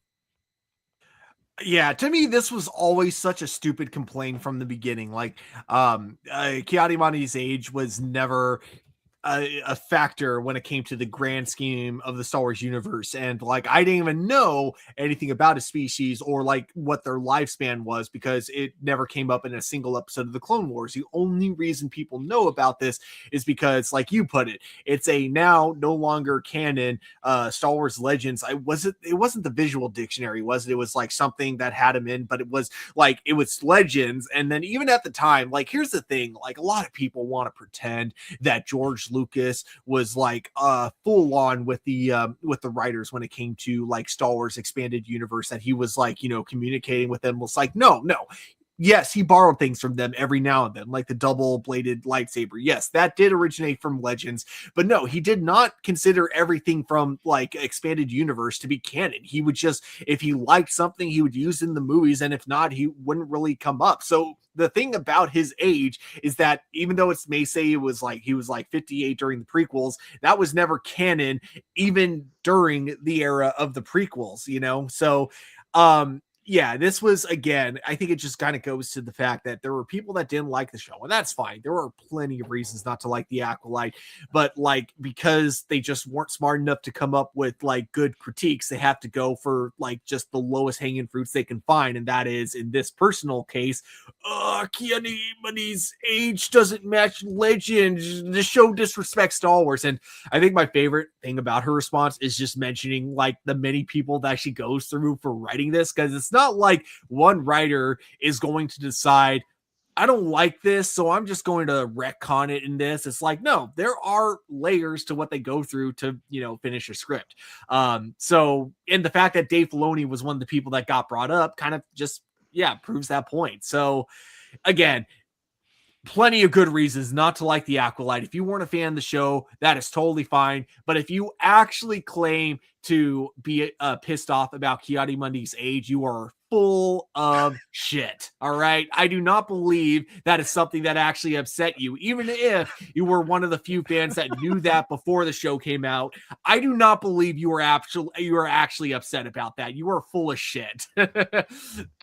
We well, shout out to Ricky G6 here. He's going through a lot in motion on the road right now. If I can't stay on here, I will tap in later. Appreciate you coming through, Ricky. What's up, Ricky G? What up, big homie? Appreciate you coming through. Headland went on to explain the controversy surrounding his status of the Jedi Council. High Council is similarly unfounded. She's saying in that scene, they mention we should alert the High Council, is what Headland explained. He says that, and because of that, you assume he's not on the High Council unless he's not gotten there. We should alert myself, Pablo Hidalgo said, if he's not on the High Council, that you can use him. Okay, interesting. We also got Quamir here, true Sith or imposter. The art of the Acolyte basically confirmed that Quamir would go on to create the Knights of Ren. When asked if Quamir was a true Sith, however, Headland succinctly said no. How do we reconcile this with information that Quamir was Plagueis' apprentice prior to him taking on Palpatine? That is unclear, as is why Quamir would label himself as a Sith of the Jedi if indeed he were not one. So she says he was not a Sith, but that the art of the Acolyte does confirm he would have gone on to create the Knights of Ren. We need more Quamir. Like, even if we don't get more the Acolyte show, I need more of Quamir in some way, shape, or form. I don't know if it's going to be in novels, in comics, in animation, a live action spinoff. I don't know. Like, if we were to get anything the Acolyte related, I would not mind a Quamir spinoff show, but I don't think that's in the veins of happening anytime soon. It just seems like there's a lot of potential for what they could build upon. Yeah. I think that I think like one thing I also had heard, I don't know if it's in this article, but from what I understand, like he was never actually Plagueis' apprentice. When we see Plagueis at the end, that was Plagueis spying on him, like, you know, and essentially he wasn't even aware of Plagueis' presence. Yoda and Vernestra Rowe in season 2. If you guys remember at the end of the Acolyte, they kind of left us on a cliffhanger as she was getting ready to speak with Yoda. What she was going to talk about, who knows? But it does say the Acolyte's final episode includes Vernestra Rowe visiting Yoda soon after she made the decision to cover up Quamir's crime and blame them on Saul. Headland confirmed that if the series moved further, and this is what I think might ruffle some feathers, Yoda would have helped Vernestra with the cover-up. She says for sure, yeah. Don't come at me in the comics because he does it in the Clone Wars, so I don't want to hear about it. That's true. What do you think, though? I'm trying to think. What did she mean when he did it in the Clone Wars? What was he covering up? I don't remember. But she says that Yoda would have assisted her. Because if she's referring to Sifo Dyas and like the clone army, no, because like Yoda didn't even know about that. So, like, I'm trying to figure out what she's referring to because he did it in the Clone Wars. As of now, I will admit I don't know if I agree with Leslie on this. I need a little bit more context. Yeah, I would need a little bit more context too. I mean, I don't know. I'm trying to, if I can think of the Clone Wars reference that she's referring to, maybe she's got an argument, but I don't know what she's referring to in here. Like, I'm trying to think, was it the prophecy? Did he know something about what was happening and didn't relate it to the rest of the High Council? Yoda knew Order 66 and Anakin's turn to the dark side because there was an arc where Yoda saw visions of the future. Oh, maybe maybe the Clone Wars animated series. But like it wasn't like a full. Animated. It was like a hazy vision. I don't think he fully understood what that vision meant, though. Did he? Hold on. It says right here. It says in the final episode of the series, fittingly titled "Sacrifice," Yoda completes the spiritual quest that was necessary for him to learn to preserve his consciousness after death. In the climax of all of that, Yoda learns there is another Skywalker, and the sound of Darth Vader breathing plays while the screen goes white. When he returns to the council, Yoda keeps this information a secret, but he does say that he sees a path towards victory, not in the Clone Wars, but for all time. The only coherent interpretation that I could see of these events is that Yoda was given a vision of what was to come, and he chose to sacrifice the Jedi Order in order to destroy the Sith once and for all. Boy, I'm gonna tell you right now, the boy fans would be in an uproar if we had seen this for sure. Sure. Look, I'm not necessarily against challenging lore a little bit. I don't know. Like, that feels like a really big swing to me personally, Stuart and Indy. I can see why she would kind of go that route. I guess it would really be like upon the interpretation of the writer, and if you do make that decision, canon, that's a very interesting one. Again, I'm not one to think that the Jedi are above sin or are perfection type of thing. They definitely have made their it's what Luke Skywalker talks about in The Last Jedi, the idea of like their hubris sometimes getting the best of them and thinking that they maybe necessarily know better. So, but it's just like, damn, Yoda, like Yoda, come on, Yoda. So that one's a little bit hard to swallow. She does talk about Quamir's injuries here. Did the light whip cause Quamir's scars? Headland says yes. This confirms the longstanding fan theory of his injuries were given by his former master, Vernestra Rowe. Did Mother Coral survive? She did confirm in the new interview that Coral indeed did live. Let me see if it gives it. Is likely to even more enraged following the actions. Yada yada yada.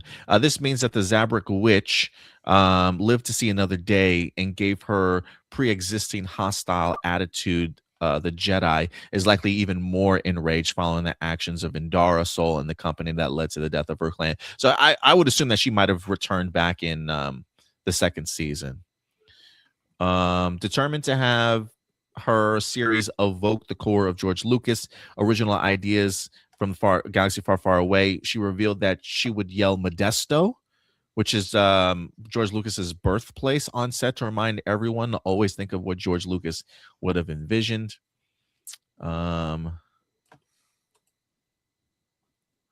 She also posed a question to George Lucas, while not actually George Lucas, but the George Lucas impersonator on the show, about the opera scene. She says, do you feel that in Revenge of the Sith, during the sperm opera, she calls it the sperm opera, when Palpatine says that Plagueis could create life, is he lying or is he telling the truth? Headland was certainly toying with the ideas of creating life through the Force in the Acolyte. The origins of the twins Osha and May were shrouded in mystery, but it was clear that the two came about without a father and through some intervention of the Force, much like Anakin Skywalker. We suspect Headland would have eventually connected Osha and May's origin to Anakin's and perhaps explained that Darth Plagueis learned the ability to create life through his studies of Osha and May.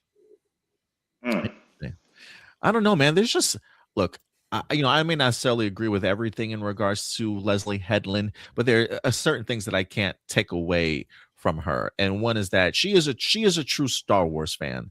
Her interpretations of things and how she wants to attack things may certainly be different or in a different vein than some other people certainly have, but I certainly don't question her fandom in regards to it. And I appreciate the idea of her wanting to take kind of big swings, despite some of it not necessarily working. But, just little things that she's confirmed here or hinted at. I'm just like, man, I want to see this stuff. Like, I really want to see how this stuff kind of plays out in the season 2. But unfortunately, that's just not going to happen here. Yeah, guys, let me know your thoughts in regards to everything you've heard here from the Hollow Files. What do you guys think, though? Oh, us or the comments? Oh, no, if you guys overall. Yeah, I mean, like, again, I think execution would be like the big thing. Like, how would this have all been executed? But for the most part, yeah, I do agree with you in the sense of like, she's clearly a fan that likes to challenge lore, challenge what we already know about the franchise, taking what's been established and like kind of like giving a little twist on it, since we don't have specific details on certain things. So I think honestly, like, I would have been intrigued to see where the show would have gone, even after that Yoda thing. Again, I need to see more context of how that would have been executed. But yeah, I do. Yeah, again, even though Acolyte was my favorite, it is too bad that this show didn't really get a chance to develop. And I think that just I blame just the way modern TV is structured. I think it works for some shows, especially shows that are meant to be like limited. I think that the current modern TV format is perfect, but I think it kills shows like The Acolyte or most recently like Starfleet Academy. I think Starfleet Academy would be such a better show. Not to say I don't like it right now. I do like Starfleet Academy at the moment, but it would be so much better if this was structured in like the old school format of like giving it at least 20 episodes. Because the most recent episode, you had the character Sam going through this big change from the previous episode, but we didn't really get to explore that big change. We didn't get any episodes with her in her new, like kind of with her new memories. We get her in the next episode being like, I'm a different person now. And it's like, oh, cool. Thanks for telling us and not really showing us. So things like that could be fixed and again, it's not that I hate modern television's format. I just don't like it being the only format we get. I still want us to go back to I think there's a world where we can have our cake and eat it too. We can have both old school television format and this new one that we've become so accustomed to. So and yeah, I think Acolyte is another show that would have benefited from old school television format. Yeah, I don't know if I would like. It's so funny because I'm also rewatching Star Trek Enterprise, and each of those seasons are like 26 episodes, and I'm like, oh my god, this is so long. Like, I cannot find a happy medium though. Like 15 episodes would be great, maybe 18 episodes. I just can't. I don't know if like my attention span these days can do 20 to 26 episodes. I don't think I can do it. I think like 15 to 20 though would have been perfect. Yeah, with Enterprise season 3 especially, I think that it could have done with like 3 less episodes and it would have been perfect. But I think they get the pacing right perfectly in season 4 though. I think the amount of episodes doesn't matter because the pacing's great. Yeah, if anything, first off, I just want to say the Acolyte has some of the best lightsaber battles we've seen since the prequels. Yes. I just want to get that out of the way. Like, I some people will argue. Also, I have seen people throw up the last great battle was Maul and Ahsoka clone. Was an animated fight. I'll give kudos to that, but from like a live action perspective, the Acolyte hands down got some of the best lightsaber battles on par with the prequels. Man, I hope those people find other jobs to do more lightsaber work for sure. I hope Sean Levy picked them up for his Starfighter film for sure. But yeah, guys, let us know your thoughts in regards to the Acolyte. Marcelino says, I think 30 episodes is perfect for Disney Plus because they are 20 to 25 minute episodes, as if they're still on commercials. That's true. A lot of the Disney stuff is only like 30 minutes live action. He says, I mean 20 episodes. You might be right. Like 30-minute episodes, like digestible episodes, but 20 of those I might be able to do. Like 45 minutes to 50 minutes though. Nah, give me like 15, 18 or something like that. But you might be onto something, Marcelino. I wanted 6 more Daredevil episodes. How many did we get? Was that 8 or 10? Yeah. We got 8. I wanted like 5 or 6 more. I feel like that could have been fleshed out a little bit more.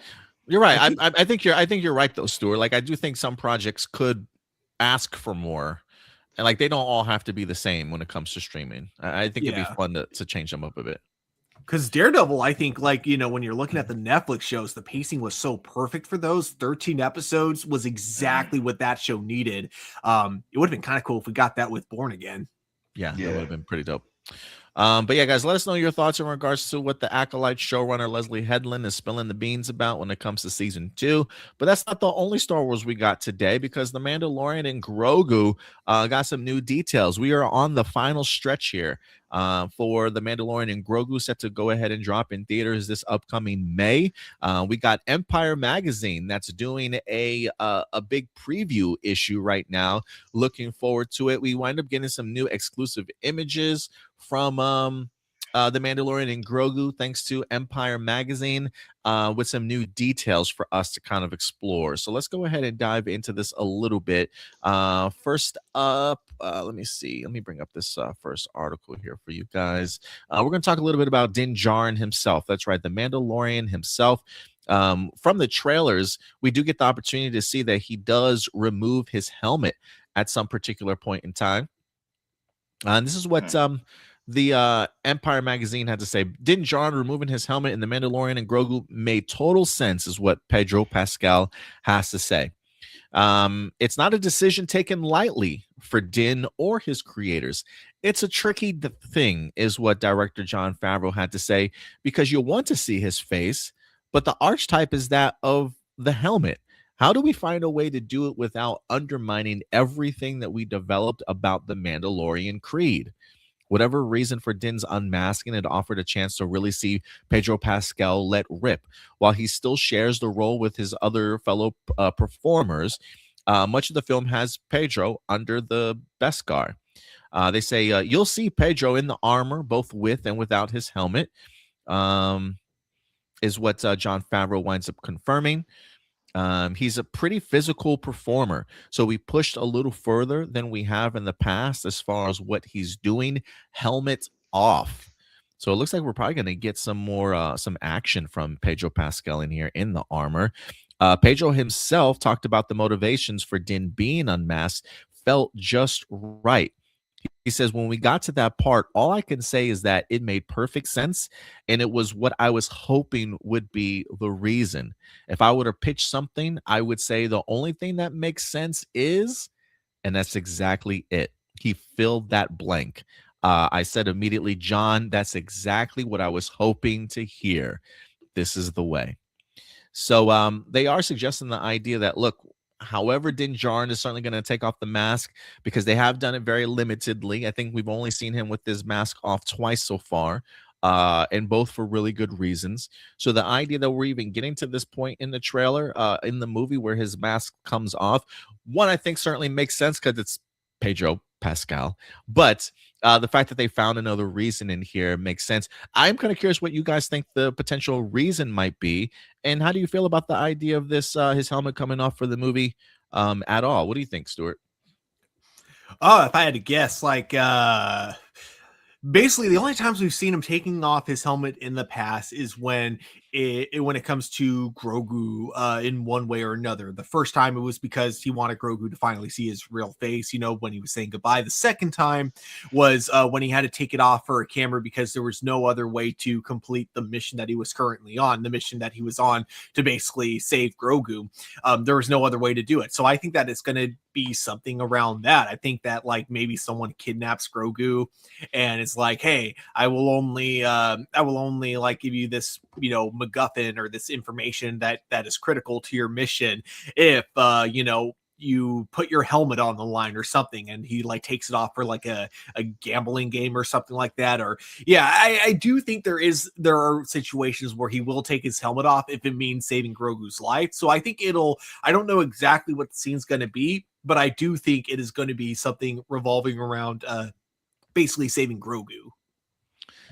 You might be right there. What about you, Indy? How do you feel about the idea of seeing Pedro Pascal's handsome face? Do you think they found a pretty good reason behind it? Any suggestions as to what you think it might be? You want the pod answer or the real answer? Both. Well, the pod answer is very similar to what Stuart said. You know, they're going to put him in some situation where if he doesn't take off his mask, something terrible is going to happen. So that they're going to make him take off the helmet in order to save somebody's life, or he has to show something in order for it's going to be plot elevated for it to happen. The real answer is Pedro Pascal. We paid a whole bunch of money for him to have here, and one time he was the sexiest man alive. So we're going to show his face. Yeah, I mean, I think you're right on both parts. I mean, it's Pedro Pascal after all, right? I mean, you can't make I get the idea of maybe making a season without Pedro being around all the time, but it's like if we're about to make a full-fledged full-length movie, no, Pedro, you're gonna show your face in some way, shape, or form. I have a feeling it may be like for a good 15-20 minutes here that we'll get the opportunity to see his face. You know, I will say this: I didn't even contemplate the idea of Din Djarin dying or making it out of this movie alive until I heard there's a line in the trailer itself where he talks about that Grogu's gonna live like past him, you know, that he's gonna be around much longer than he certainly ever will be.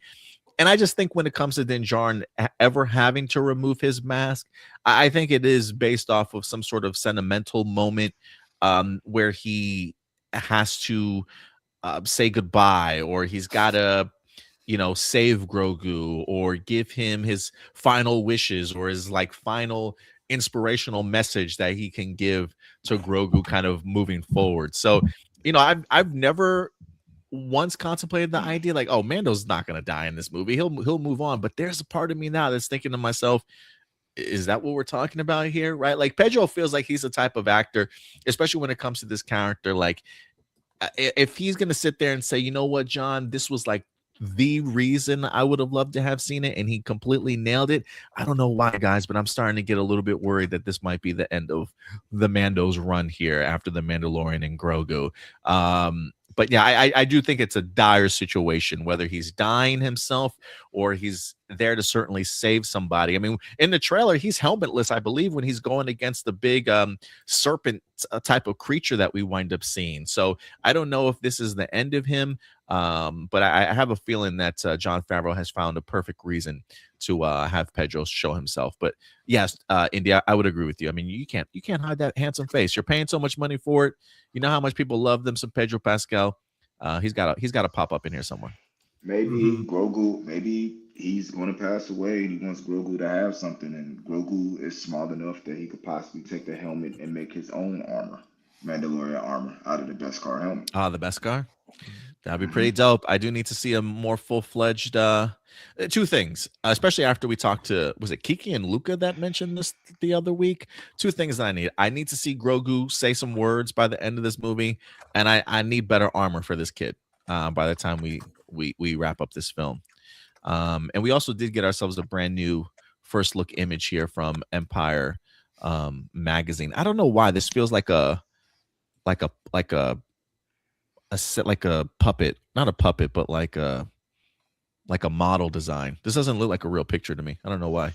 It almost looks like a promotional toy. Yeah, promotional toy, right? I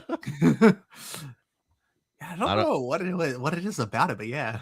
Yeah, it just looks like it's like a toy model. I don't know. But yeah, guys, let us know. Oops, what am I doing here? There we go. But yeah, let us know your thoughts in regards to that. But that's not the only Mandalorian news that we've got. If you guys remember, there's a small little actor out there by the name of Jeremy Allen White, most notably known recently from his work on The Bear. You probably remember him also from Shameless. He also just did a Bruce Springsteen movie last year as well. But he's in the news this week because he's going to be playing Rhoda the Hutt, as Empire Magazine gives us a brand new look at Rhoda the Hutt, and my man is swole, looking huge right here. Definitely not that small kid from the animated series that we remember, but he's definitely blown up. He's definitely had a glow up for sure. But let's go ahead and break this down because Jeremy Allen White is speaking, not just about to Empire Magazine, but he's also speaking a little Hutties, according to the article. It says, yes, a Hutt, as in son of Jabba. And over the devotees of the Clone Wars, the artist formerly known as Baby Stinky in The Mandalorian and Grogu, the big screen outing for Pedro Pascal's Din Djarin and his little green apprentice son. Rhoda is back and all grown up and about to cross paths with our heroes, and he's more physically ferocious than you might expect compared to the other members of his family tree.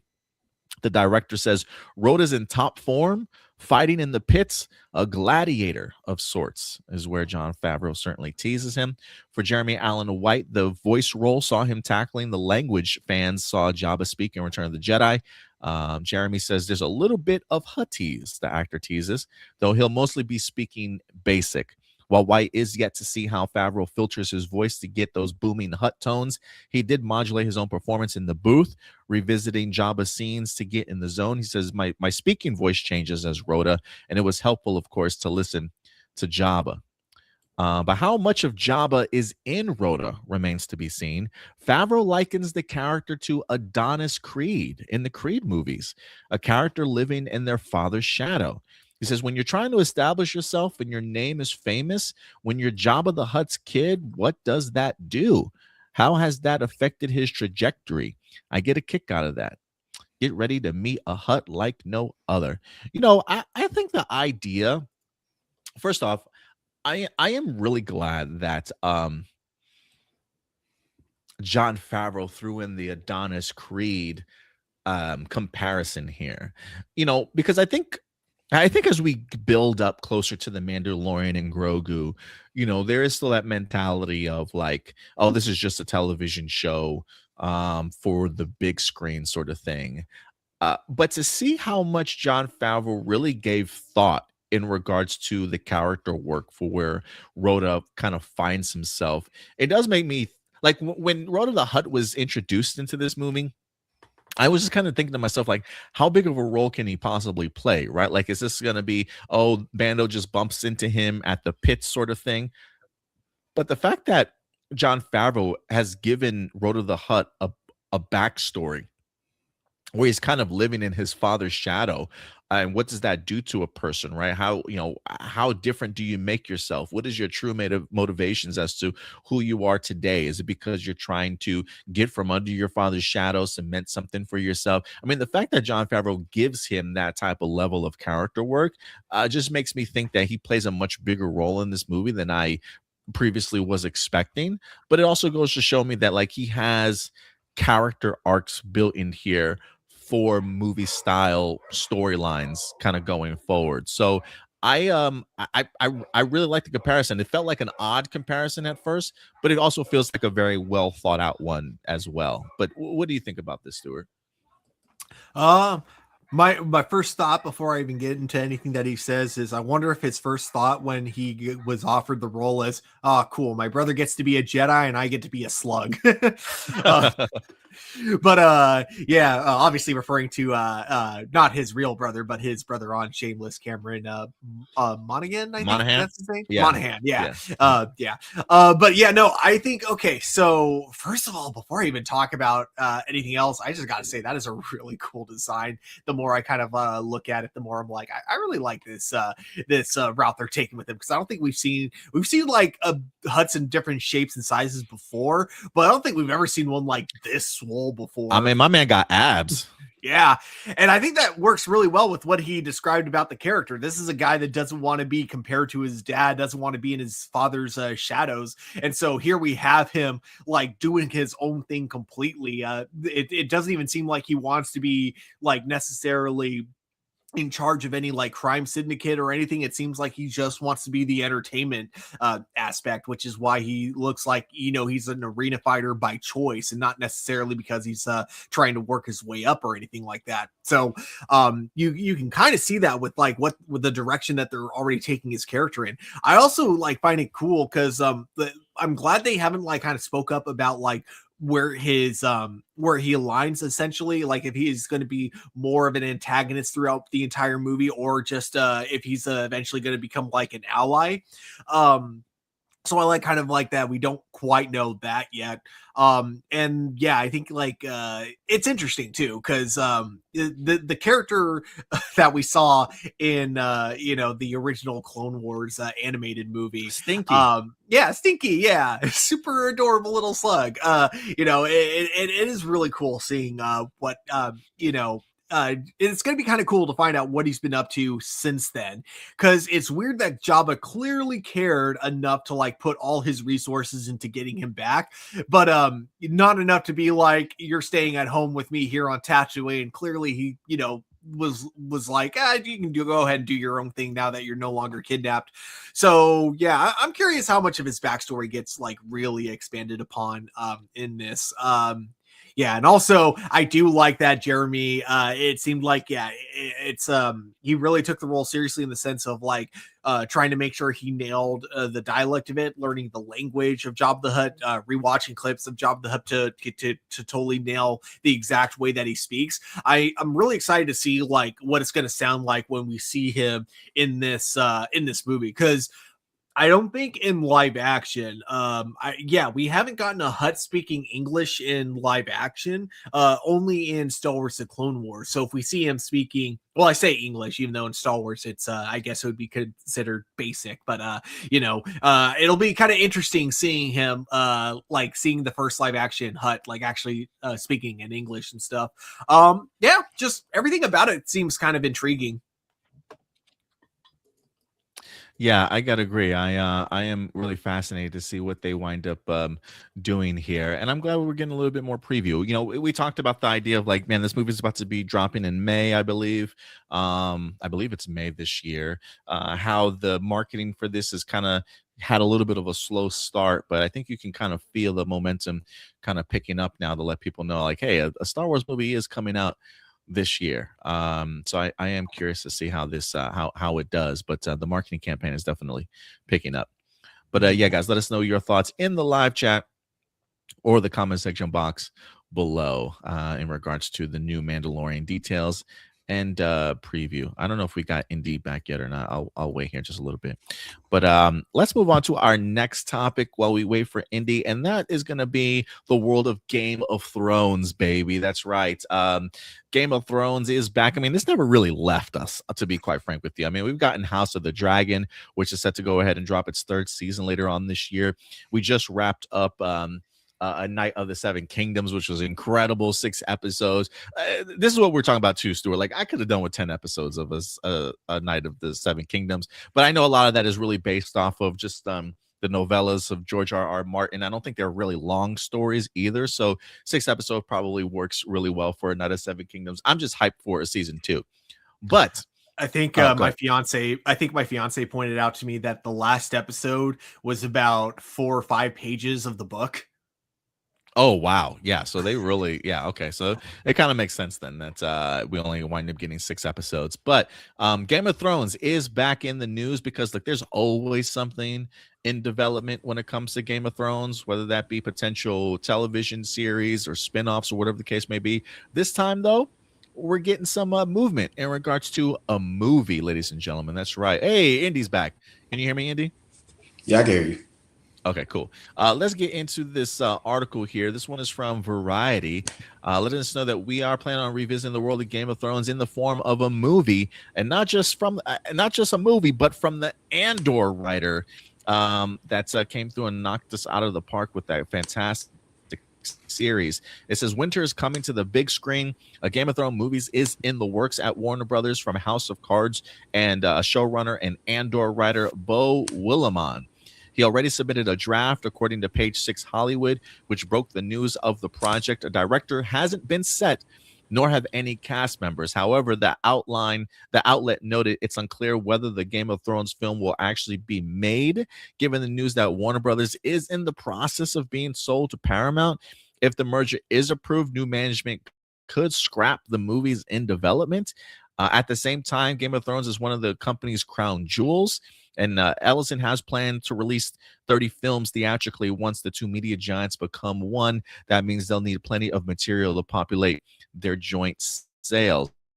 Although plot details haven't been confirmed, the story is reportedly about Aegon I, the founder of the Targaryen dynasty, and his conquest of Westeros a few centuries before the original Game of Thrones television series.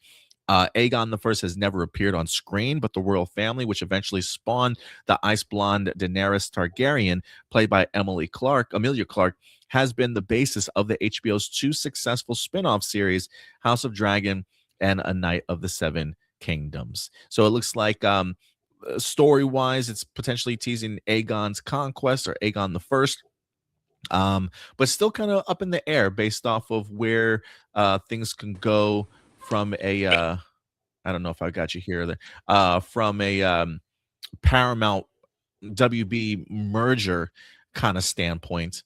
What do you think about this though, Stuart?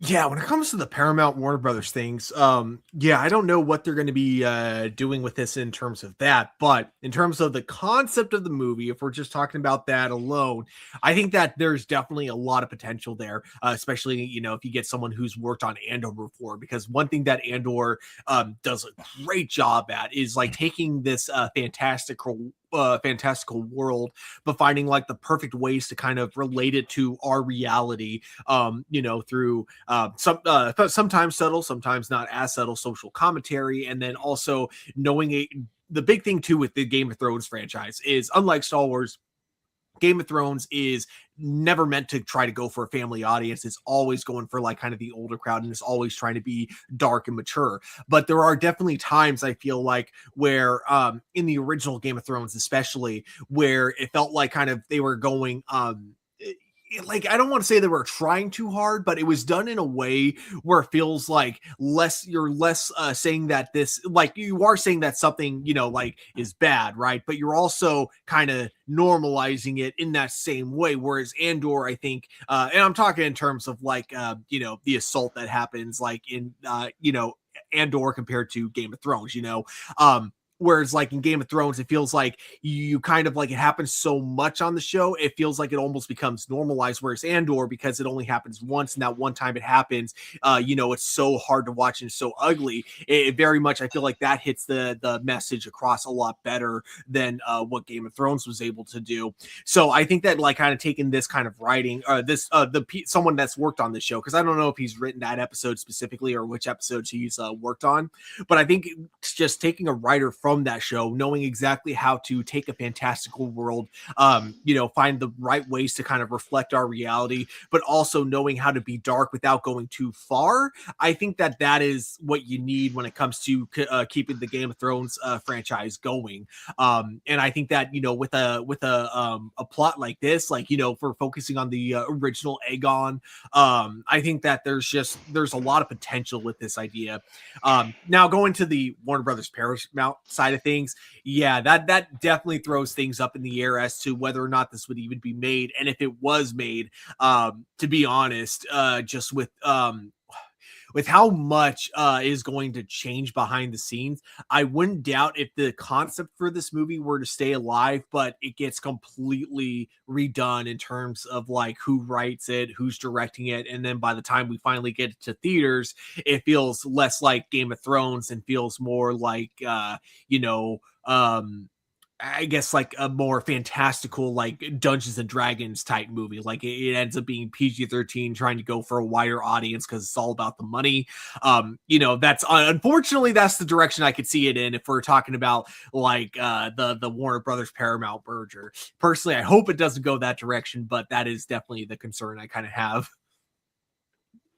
Yeah, I mean, we all know that they do like to bring in maybe new creatives to work on some of this stuff. So yeah, if a merger does happen, always a possibility that even though it is Bo Willimon that's doing the writing, I mean, maybe they bring somebody else in to do a second script or a rewrite for the movie and bring in a whole new creative team. That's definitely a possibility. What about you, Indy? How do you feel about the idea of a Game of Thrones movie being in the works? The idea of them tackling Aegon the First. Do you think that's a good decision for them to go, especially with the Andor writer attached to it? How I feel about this is you got to do what you got to do. Um, Apologize, guys. Gimbal died, so I switched to cell phone.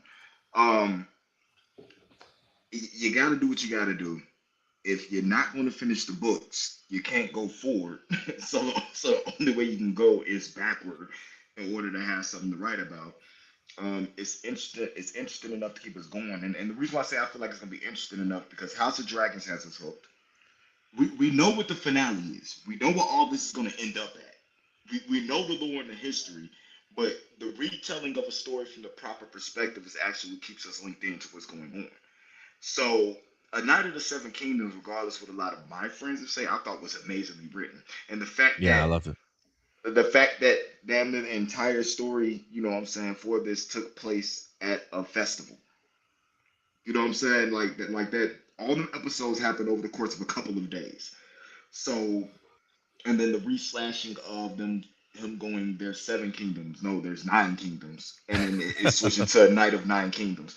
That it's and them possibly going to Dorne. This is something that interests me a lot, and I would love to see Aegon the First from Aegon the First perspective, rather than a Mm. retelling of people. Uh, it's like, you remember that telephone game where everybody Yeah. had the cup and you kept passing it, and as you got further down the road, the story kept changing. I would love to see a one-on-one direct story of what happened.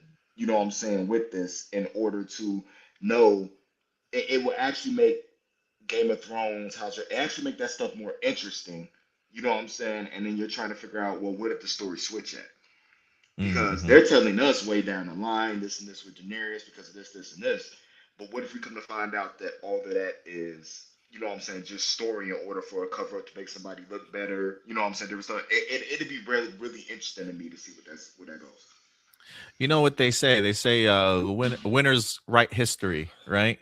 And Hmm. maybe the situations were completely different, but because Aegon wins or is victorious, he gets to kind of shape the narrative of his story a little bit. So that would be pretty compelling in the sense of like seeing how something actually plays out, and then like the lie that winds up getting told is truth for centuries, and then the mentality that people have now or how they approach it based off of that the truth or the lie that they were told. That would be pretty interesting. I would definitely be open to that.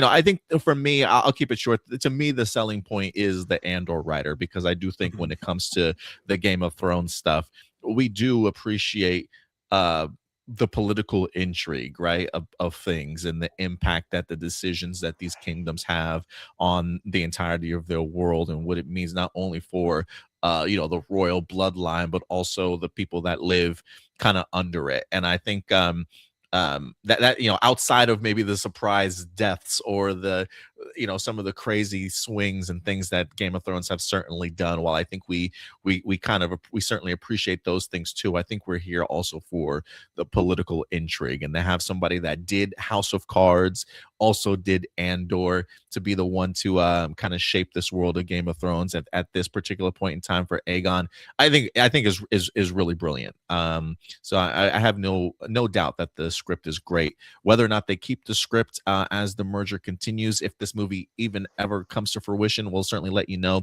I feel like we've heard about rumors of a Game of Thrones movie for a long time, but now that they actually have a writer attached to it, it seems a little bit more promising. But we'll definitely keep you guys posted into whether or not this becomes a thing or not as the years go by. But let us know your thoughts in regards to how you feel about the Game of Thrones movie. I do really quick want to add to what Indy was like mentioning earlier, the idea of like the victors being the ones to write history. I do think that's a huge possibility the more I think about it, because they did that exact thing in House of Dragons, where like if you look at the actual like kind of the quote unquote history book, which is like, Game of Thrones book meant to look like a history book, they say that there were baseless rumors about the queen's children being bastards, not actually being her children. But then when we cut to the show, we're like, those were not baseless rumors. So like things like that, I could totally see them. I could totally see that playing out in the movie as well. Yeah, I got some great stuff. But yeah, let us know your guys' thoughts in the comment section box below.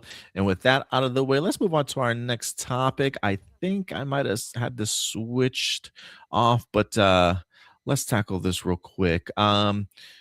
One animated film that really surprised me years ago that I had no intentions of really watching, but just got turned on for me one day, and I sat down, and next thing I know, I'm like, yeah, I kind of actually really enjoy this movie. That's going to be The Wild Robot. I can't remember what year this movie wound up coming out. It had to be like 2 years ago. 2 years, right? About 2 years ago. Went on a date to go see it. Ooh, a date movie. I'm sure you probably had her crying in your arms, Indy. By No, then. I cried. No. Oh, you were I crying in cried. her arms. I got you. Yeah. Me and my girlfriend put this movie on for our son at the time, trying to see, will our son sit down and actually watch a movie? Fast forward an hour or so later, it's just me and her watching this movie. Like, we got sucked into this movie. There's a really big parental aspect to this film that I think, especially us as new parents, definitely hit us emotionally. Like, I was pretty emotional for this movie. Found myself crying also a little bit, or definitely getting teary eyed. I think the girlfriend and I were both kind of surprised as to how good this movie certainly was. I never thought about the idea of them actually doing a sequel, but here we go, ladies and gentlemen. It looks like a Wild Robot sequel is in development. According to the World of Real, The Wild Robot Escapes, DreamWorks sets sequel with Nomona director Troy Quane and Heidi Jo Gilbert. So it seems as though we have ourselves a sequel currently in the works. It says it is officially moving forward at DreamWorks Animation. According to The Wrap, Chris Sanders is returning to write the script, but won't be directing this time. Instead, we have new directors are set to helm the film. Um, the sequel will be based on the second book in author Peter Brown's series, which follows Roz and her bird son Brightbill as they try to escape a dairy farm and return to their island. Wild Robot was critical and commercial success, grossing $334 million worldwide and went to earn 3 Oscar nominations. That's pretty incredible. I didn't know how much money this movie wind up making. But I'm on board for it. Let me just say real quick before I pass this on to you guys. We actually ended up buying a book for our son. It's also called The Wild Robot. I think it's called The Wild Robot on the Island or something like that. It's kind of like a toddler book for the movie itself. So I don't want to say it's like Cliff Notes or anything like that, but it's a shorter version of that movie that we read to him kind of all the time. I actually had no idea this was based off of a series of books. I really didn't know that. I had no idea. So the more I'm learning a lot more. I didn't even know there was a second book in this series. So at least they have really great work to certainly adapt from. But I expect, especially if they're bringing back the first writer that adapted the first book and now he's coming back for the second one, I expect this one to be just as emotional. And again, I think as a parent too, it really just kind of hit on everything in regards to seeing your kids grow up, the protective nature that we certainly have, the ability to kind of let them go and be able to have them kind of grow on their own, and the worries and the trepidation that you might have in regards to releasing them out into the world, sort of thing. As I watch my son go from 2 to 3 to 4 to him about to go into school and experience like new phases of life, sort of thing, I'm just like, dude, I relate to Roz on such an incredible level. It's pretty amazing in regards to what they were able to do with the first film and allowing me to be emotionally connected to Roz and her growth as learning who she is and where her place is amongst the world, and to Brightbill also. So I'm all for it, man. I'm ready for a sequel to be here. But what do you guys think about them doing a sequel to this? Like for me, now I feel like the two of you are definitely going to be able to obviously relate to the parent aspect of the movie a lot more than me. For me, I freaking loved this movie. I thought, like, in terms of its animation and story, they were both absolutely incredible. Very emotional movie. That being said, it's definitely not one I expected to see a sequel to, only because I feel like its story wrapped up so perfectly in the end.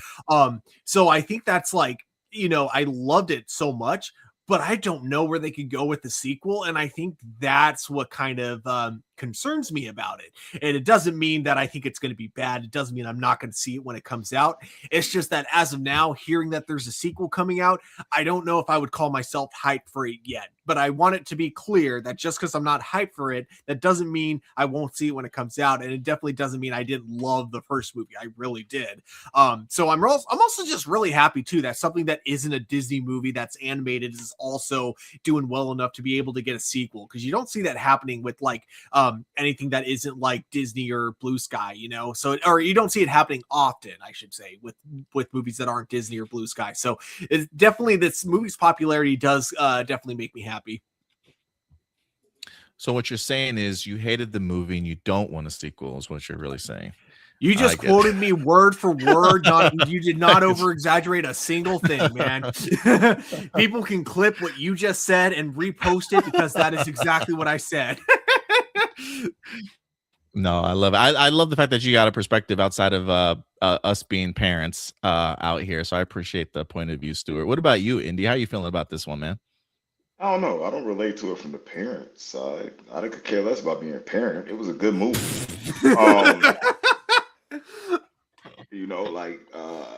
My favorite thing was, when they threw the duck out there to try to get it to swim.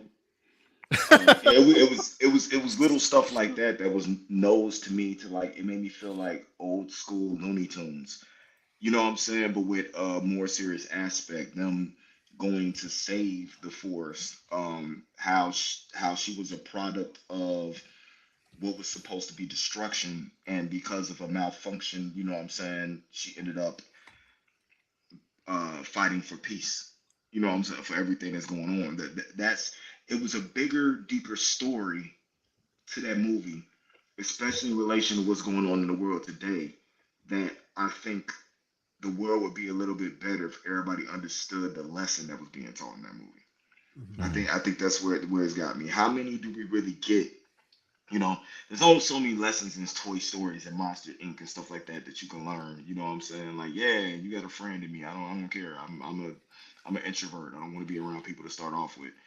You know, but this just doing the right thing regardless of what your pre-programming is.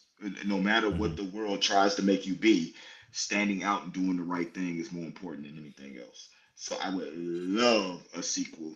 I will line up Thursday, forget a Friday. I'll be there Thursday night at the premiere to watch the movie. I like it. I like it, Indy. Marceline goes on to say, I go to Barnes and Nobles all the time. I see the Wild Robot being promoted and sold there all the time. And that was before the movie. There's a trilogy, and I think there may be more on the way. Oh, very cool. I didn't know that. It ended up an open ending where they may try to bring down the fascist order and try to show people the beauty of nature. Definitely a possibility for where they might go. I haven't read any of the books, so you probably know more than me, Marcelino. But that's cool. I appreciate the insight in regards to that. Yeah, I actually had no idea that this was even based on a book. So okay, so yeah, I guess they do have a direction where they could take it in. Marcelino, how old are you? What are you doing reading Wild Robot? Shit, you should be reading DCKO. What are you doing reading Wild Robot? DCKO is fantastic, by the way. But I hear like the final battle is like starting soon, right? You know, I just want to say I really appreciate this show in the sense that we had 3 like different perspectives, all which were relevant towards the Wild Robot, but all viewing the movie from different perspectives, and finding the different values out of the film. So yeah, very cool stuff. You want another wild perspective? Yeah, go for it. I will marry the girl who could do the Wild Robot voice in bed. Okay, that was a wild perspective for sure. Marcelin says he's more of a book guy than a comic guy. Fair enough. That's fair enough. As long as you're doing some reading, man. He's 24. Marcelin is 24. I didn't know how old he was. He's 24 years old. Oh, that makes a lot of sense now. He's a baby compared to us. No, I'm just kidding. I don't mean that disrespectfully, Marcelino. I'm just old as dirt. That's all I'm saying. We appreciate you listening to some old farts opinions on things, Marcelino. Been here as long as I have. And whereas me, I'm like kind of in between, I guess you could say.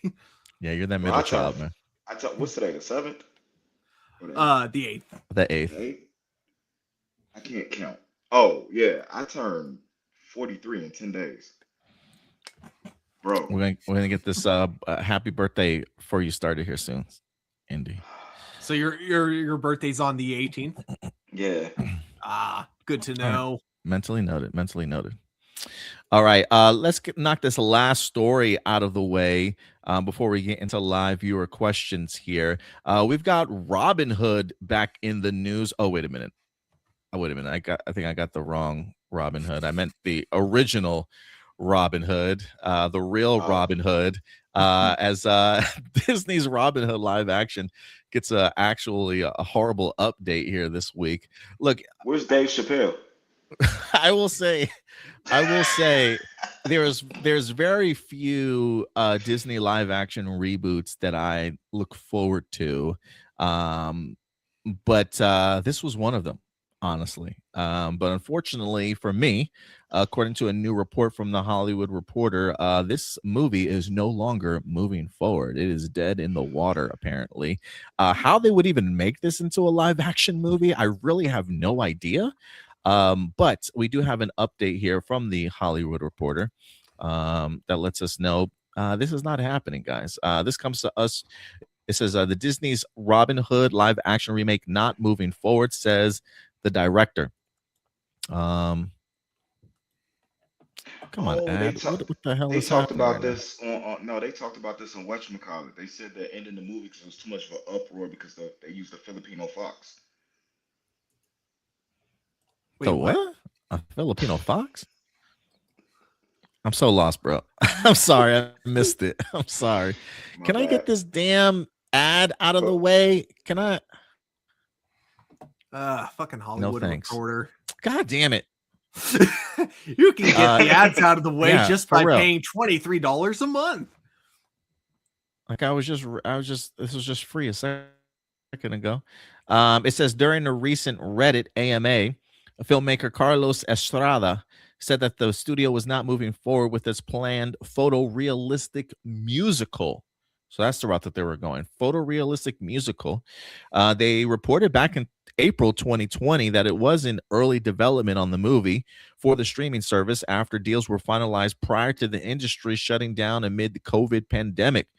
It's dead, sadly, is what Estrada said, wrote in a response to the question about the project's status.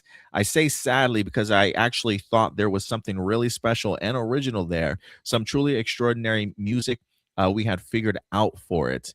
The director added, I keep daydreaming about doing it independently with different characters. They also reported that Carrie Grunland was writing the script for the feature remake that would be a hybrid of live action and CG.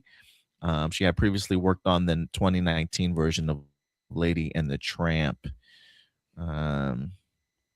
So yeah, it doesn't look like it's that was officially, another according to the version of it. director, it is dead. I recently just rewatched this movie with my son. It's been a few years since I watched it. I actually kind of forgot like how slow the pacing is in this movie. It's kind of a slow burn of a film. Still makes me laugh though, and I just enjoy the premise and the story behind it, and the idea of using animals as the characters. I thought was pretty genius.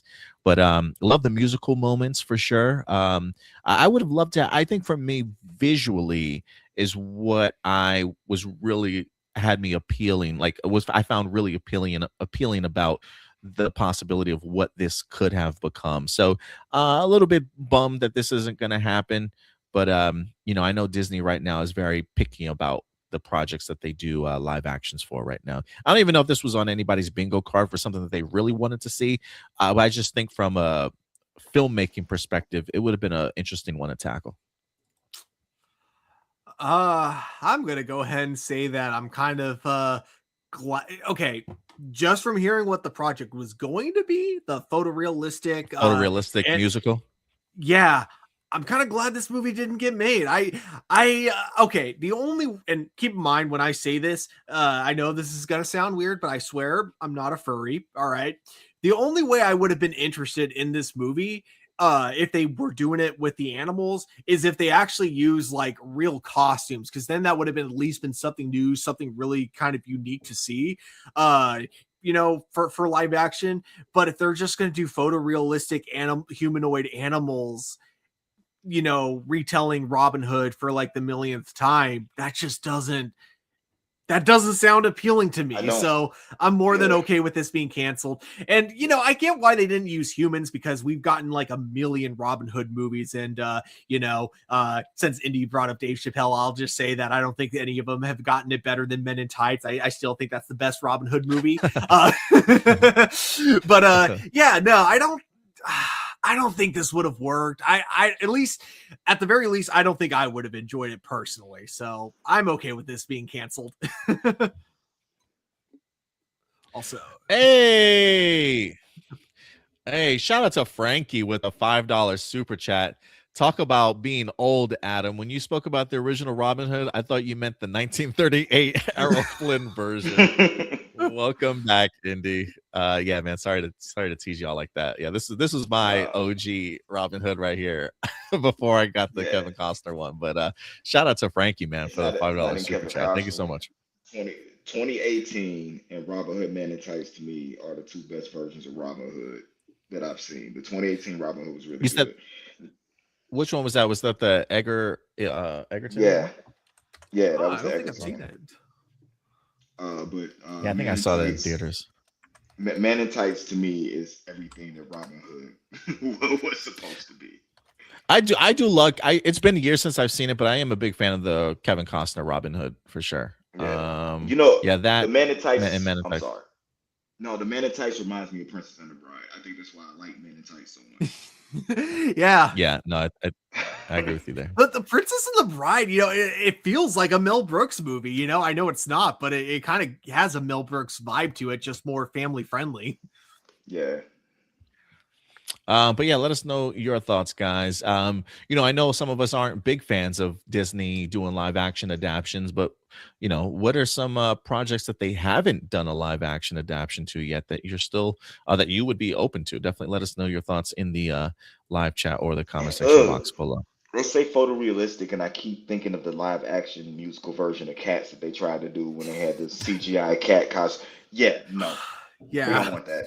You don't want to see you don't want to see like a fox's butthole or something in the screen. Yeah, we don't want that. No, yeah, let's not go that route. And then they'll probably have like Megan Fox as the lead, just because it'd be Made. I see what Megan they did Fox there. and Jamie Fox, and Michael J. Fox. I love it. If that's the direction they took it in, maybe I'd give it a chance. You'll be more open to it. Yep, you'll be more open to it. All right, y'all. That will do it for all of our live that would do it for all of our main topics today. But Stuart, I think you know what time it is. I do indeed. Now, everybody, it is time for live viewer questions.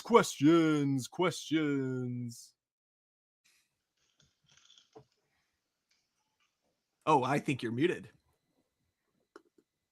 Why does it do that? That's the second time. Like last week, it did the same thing. As I went from the video to this one, it just automatically mutes me. But yeah, let's get into the live viewer question portion of the show. If you ever want to submit a live viewer question, how do you do that? Every Saturday afternoon or Saturday evening, I will go ahead and make a post on our YouTube channel for you guys. So just go over to our YouTube channel, as you see here, click on this post tab, and there you go, live viewer questions. We got 14 comments today. Oh boy. Oof. Can I'm trying to see if I can enlarge this. No, that covers Indy's face. I don't want to do that. All right, we'll keep them there. Cover my face, we'll get more viewers. No, you people are here to see you today. We'll take turns. We'll try and go through some of this as quickly as we can. Doomsday comes up first. Not a question, but I just wanted to clarify what my question was saying last week regarding the comparisons to our show. If they just mention PR Samurai while watching Shin Kinjira, I'm okay with it. It's the constant comparisons to the show that's frustrating to me. I understand Doomsday. I can understand. Thank you for clarifying, though. What are your top 5 favorite Red Rangers in Power Rangers? For me, it's Wes Collins, Jaden Sheba, Casey Rhodes, Tyler Navarro, and Jack Landers. Oh man, Is this just Rangers, or is it also Red Rangers? I would assume just Rangers. Okay. Yeah, that changes drastically. That So is top a good 5 one. Rangers.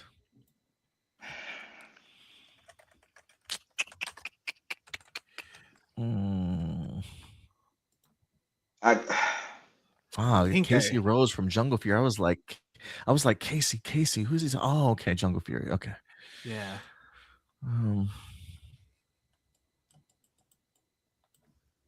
I got to put my boy Troy in there from. I'm just kidding. No, Troy.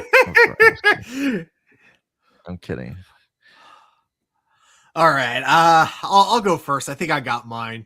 I got to give a shout out to the OG. So of course I'm going to put Jason in there. I'm also going to go with Casey from Jungle Fury as well. I love all the characters from Jungle Fury. And then I'm going to go.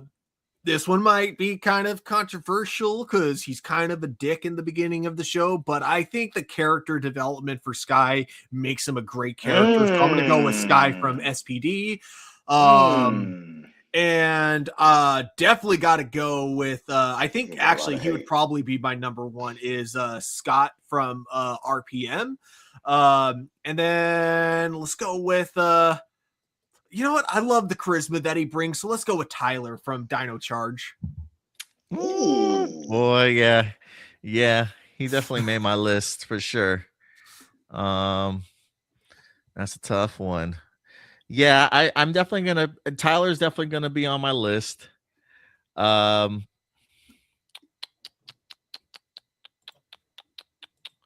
I'm also gonna put in. I'm gonna put in Cole here for Wild Force. Ooh, You know, nice. I'm also gonna go. I'm also gonna go Tommy Red from Zeo Ranger here. Give me Andros and you know what? I'm just gonna. I gotta go Leo just for the shirt rip scene alone. It was epic in my book. Yeah, so that'd be my 5.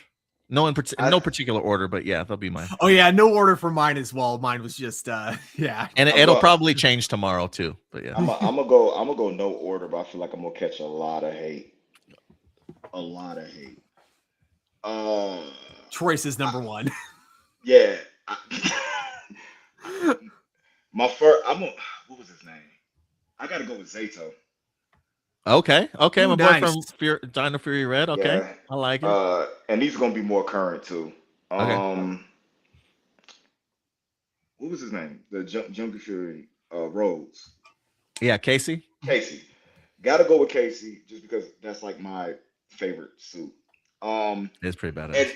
And this is what I'm gonna say due to just the fact that he made the movie and Jason didn't. I'm gonna go with Rocky.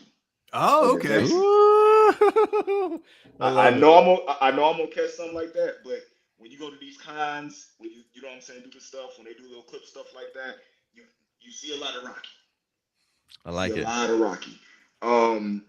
That's 3. My 4, I'm gonna go with Amelia Jones from Cosmic Fury Red I like because it. I feel like between her and Lauren, I think Lauren came into the show too late. Amelia had a lot more, you know what I'm saying, time. You got to watch her develop over seasons and when she became Red. So I have to go with that. So that's 4. And who's the I want to say Tommy, but I haven't said a black character yet. My boy with the dreads, with the braids in SPD. Oh, Started off as a thief. The Jack. Yes, I gotta go with that's Jack right. Landers. Yeah. Gotta Jack? go with Jack Landers. I So like it. no Tommy, no Tommy, no Jason. My bad guys, y'all know. But I'm a Tommy Green White fan. I never liked him in red. So If I Fair had enough. to replace, I keep seeing a lot of Wes on here, and he might be my audible between Leo. I might drop Leo. I just put Leo in there for the shirt rip, but Wes himself, man, was pretty hey, damn that's dope. a good list, Tony. That's a good list. Yes, Jack that's a Amelia, good West list. Carter, and Scott. Yeah. Yeah. Yeah, I appreciate it, Tony. Let's see here. Of all the movies that you watched in 2025, which ones are your top 3 favorite movies? Mine's are Sinners, Superman, and Thunderbolts. Oh man. That's a crazy Ooh, lineup. hang on. I For actually 3. had it written down.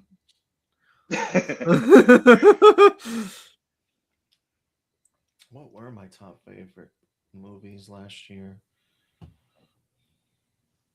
I watched a lot of movies last year. Yeah, I watched like 40 movies last year. Let me pull up my AMC stubs list thing and see what I had. I know my first 2 for sure. I'm just having trouble figuring out my third. We had planned on trying to do a top. I think we did record did we ever record that, Stuart? I don't remember if we did or not.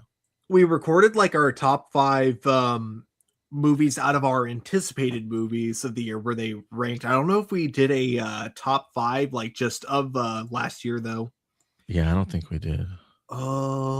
Okay, what was man.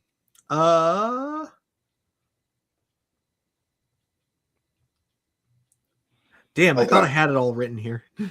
Okay, I got my top 10 from when y'all was gonna do the thing. What's your top 3? What were your top 3 ones? My top 3 were my first one was Sinners. Mhm. It was Sinners, Demon Slayer, and Why do I have these all out of order? Sinners, Demon Slayer, and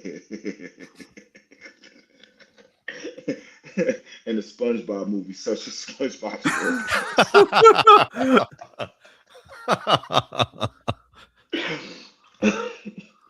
All right, mine's was definitely Sinners, and then it was probably going to be one battle after another.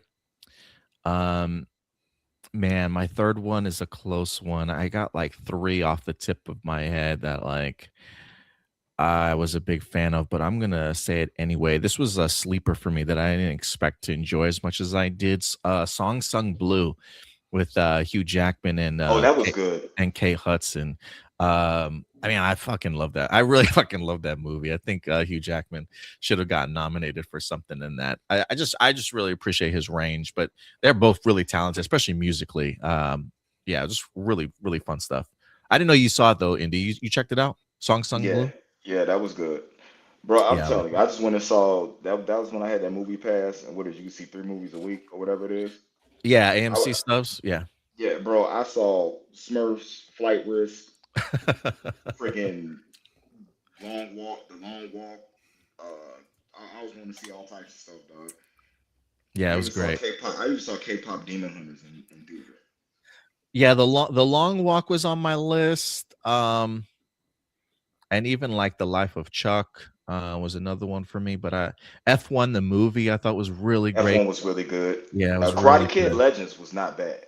Okay. I still think like Karate Kid Legends was one of the weirdest because like that first half where it was like a reverse Karate Kid, I'm like, okay, I'm kind of into this. And then the second half is just when it got like too bizarre for me, where suddenly Jackie Chan's like, yeah, we need to bring in Ralph Macchio because like he has to teach you karate so you can fight in this karate tournament. But then when Ralph Macchio shows up and he starts teaching karate, he's like, no, we got to start teaching him kung fu moves, even though he already knows kung fu. Okay, so Yeah. I got mine. So Okay. it was mine was Wake Up Minecraft. Dead Man was definitely Wake Up. Yeah, Wake Up Dead Man was definitely my number 1 of the year. I think my number 2 was it Sinners? I think number 2 was Sinners. And then shoot, I actually don't remember. I want to say it was like Superman was my other like number 3. So yeah, I think like Superman, Sinners, and Wake Up Dead Man were probably my 3 favorite of the year. I forgot I saw Wake Up Dead Man, but only because I didn't see it at AMC. It was like an exclusive, but I couldn't find it at an AMC theater. It was like an independent theater I had to check it out at. So yeah, it wasn't on my list, but yeah, it might have been up there too. Shout out to Jalissa. Oops. Hashtag Nerd Mix. Appreciate you coming through, Jalissa. Thank you. Marceline says, don't forget Megan 2.0. It's so bad, it's good. Can't wait for the third one. You know what? God. I will give Megan credit though, the first one, because like I wanted to watch it before watching Mithrigan 2.0. So I watched Mithrigan, and I was surprised not by the fact that it had something to say about kids and smartphones, but I was surprised that it had something smart to say about kids and smartphones. That was actually pretty good. And then the second one is just so silly. I didn't hate it. It was just it was fun. So over under for the chances that they put the 3 and 3.0 in the Megan name, and it's just like Megan, and they just put the 0.0 like over the G. Uh-huh. Yeah, they highlight it so you know it's the third one, even though it's just called Megan again. Yeah, I totally agree. We got AJ, the Morphing Grid. Was Orion the one and only true Super Megaforce Ranger? Says, while the main 5 Megaforce Rangers lacked a concrete origin for their pirate-themed powers, Orion was given a detailed backstory as an alien survivor who found his Silver Ranger key encased in a crystal and stole an Armada ship, a journey that ironically mirrored the space pirate motif more authentically than his teammates. His discovery was marked by visions of past 6 Rangers, a destiny that can now be retroactively connected to the Green Morphing Master, which contrasted sharply with Troy's unexplained dreams.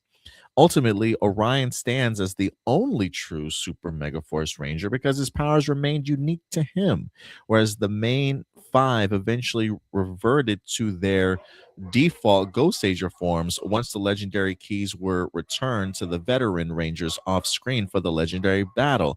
Unlike Guy's enthusiasm as a Sentai boy fanboy, Orion was initially confused on discovering his powers.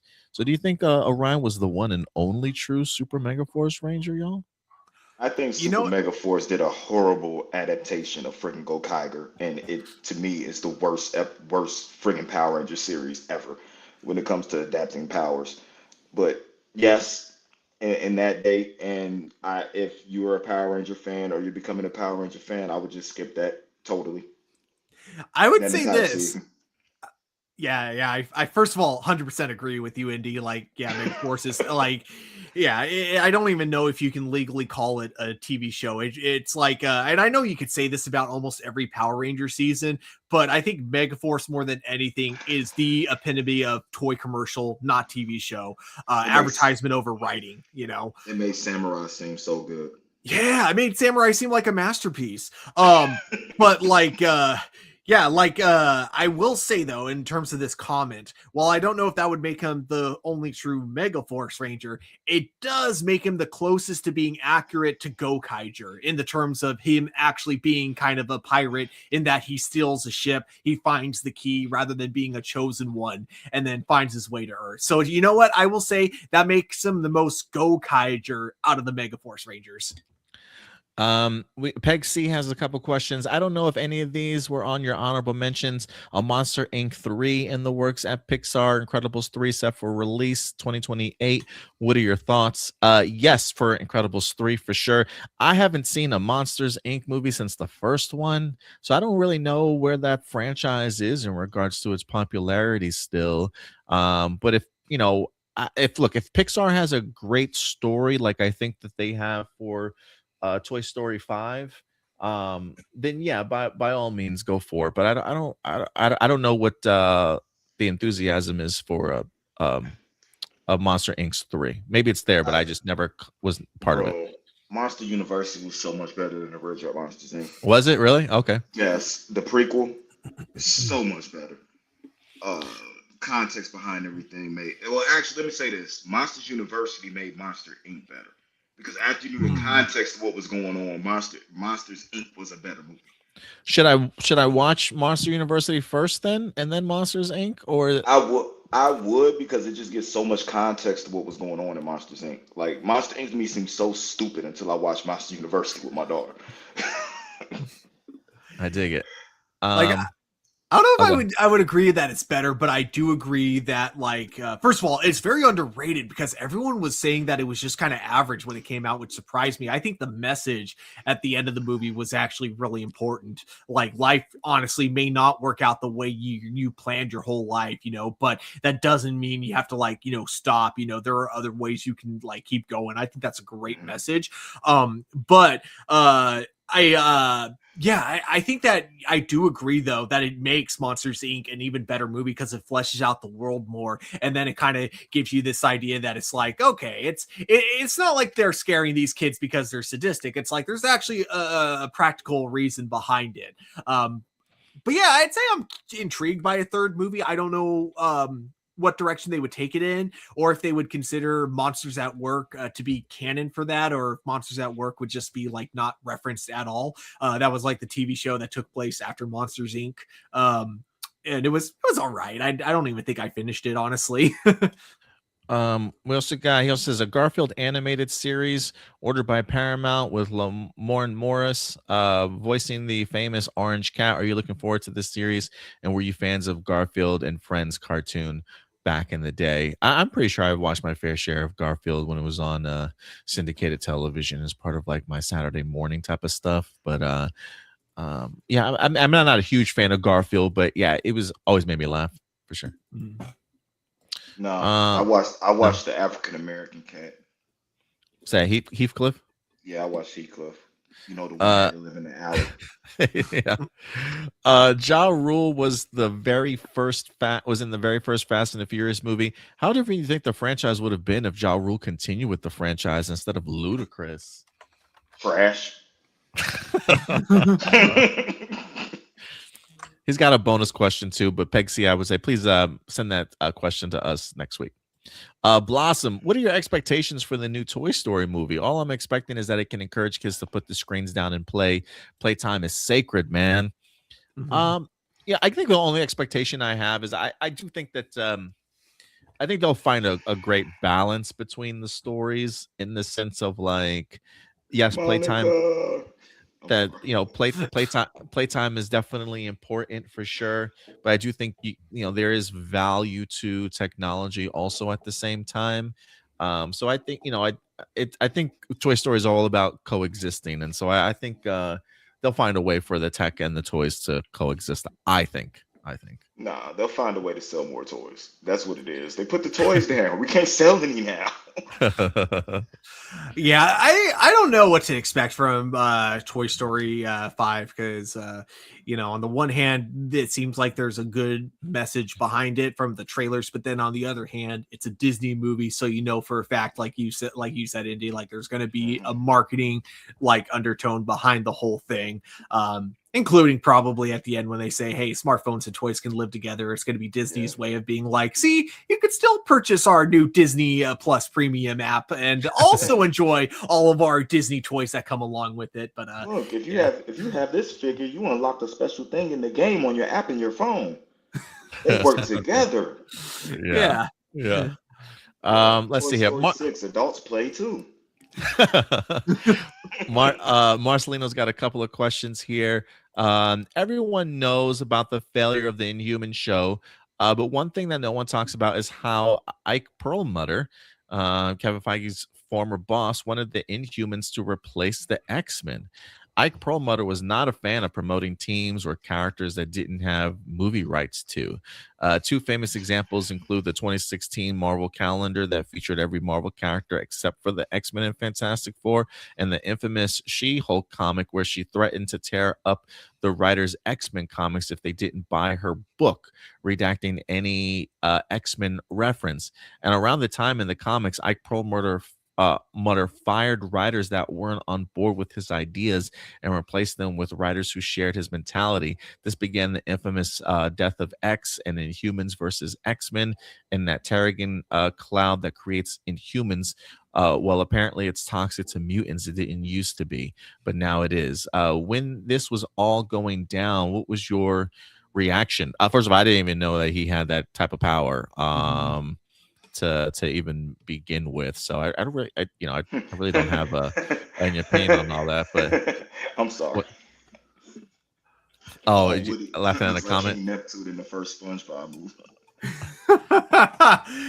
Oh man, now I got to see a Photoshop of this.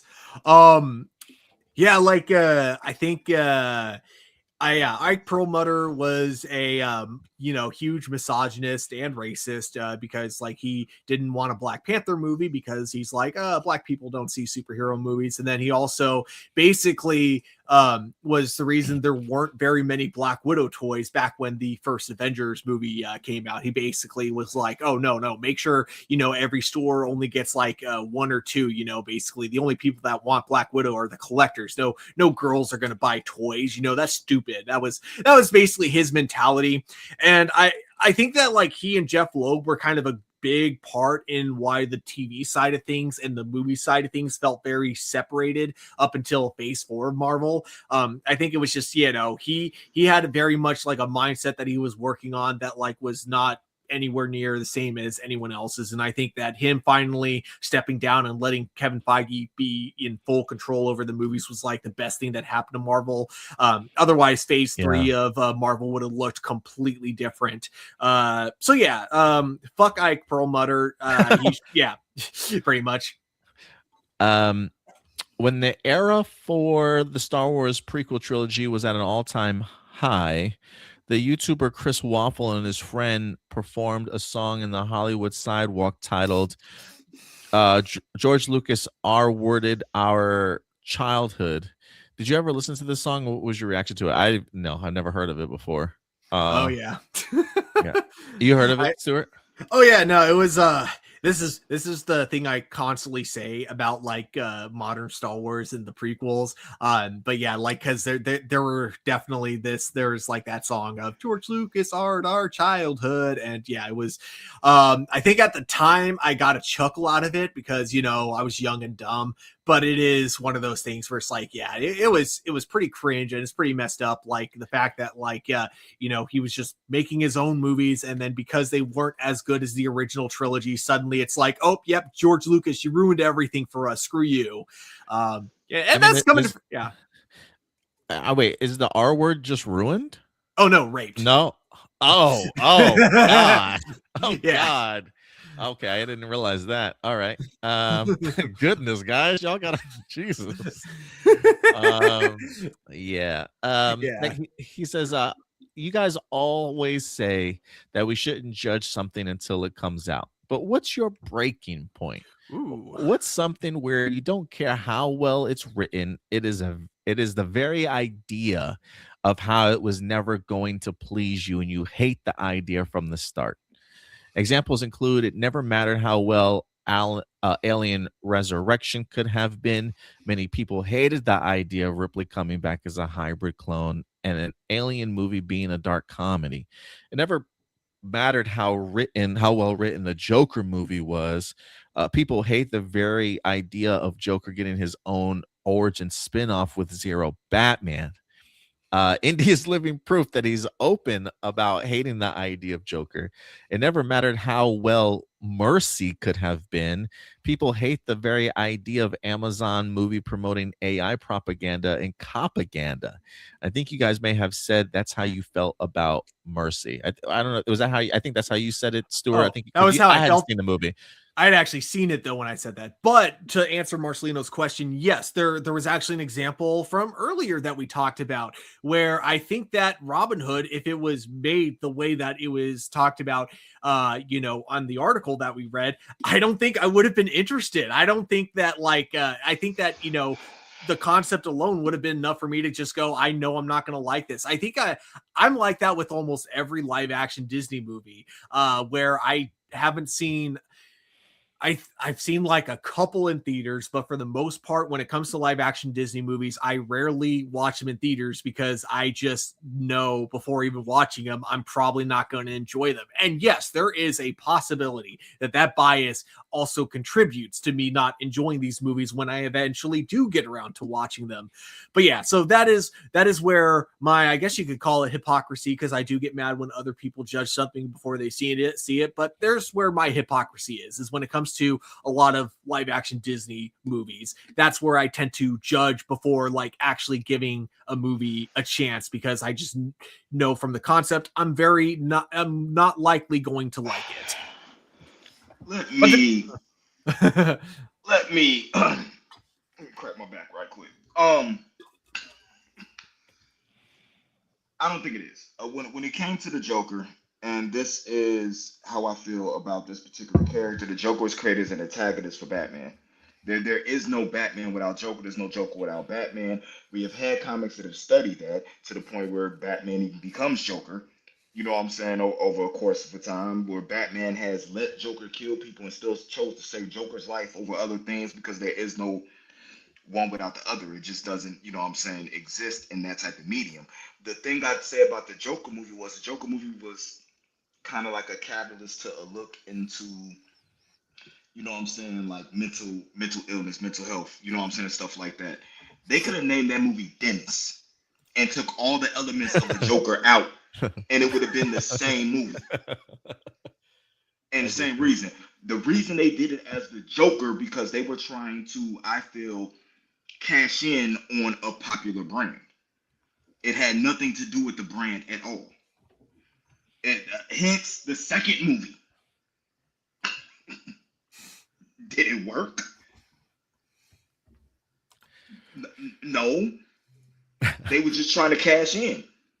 That I'm not gonna pay it. I'm not gonna look at, some crap like that. I know when you're trying to cash in on what I call my nerdum. I'm 43 years old.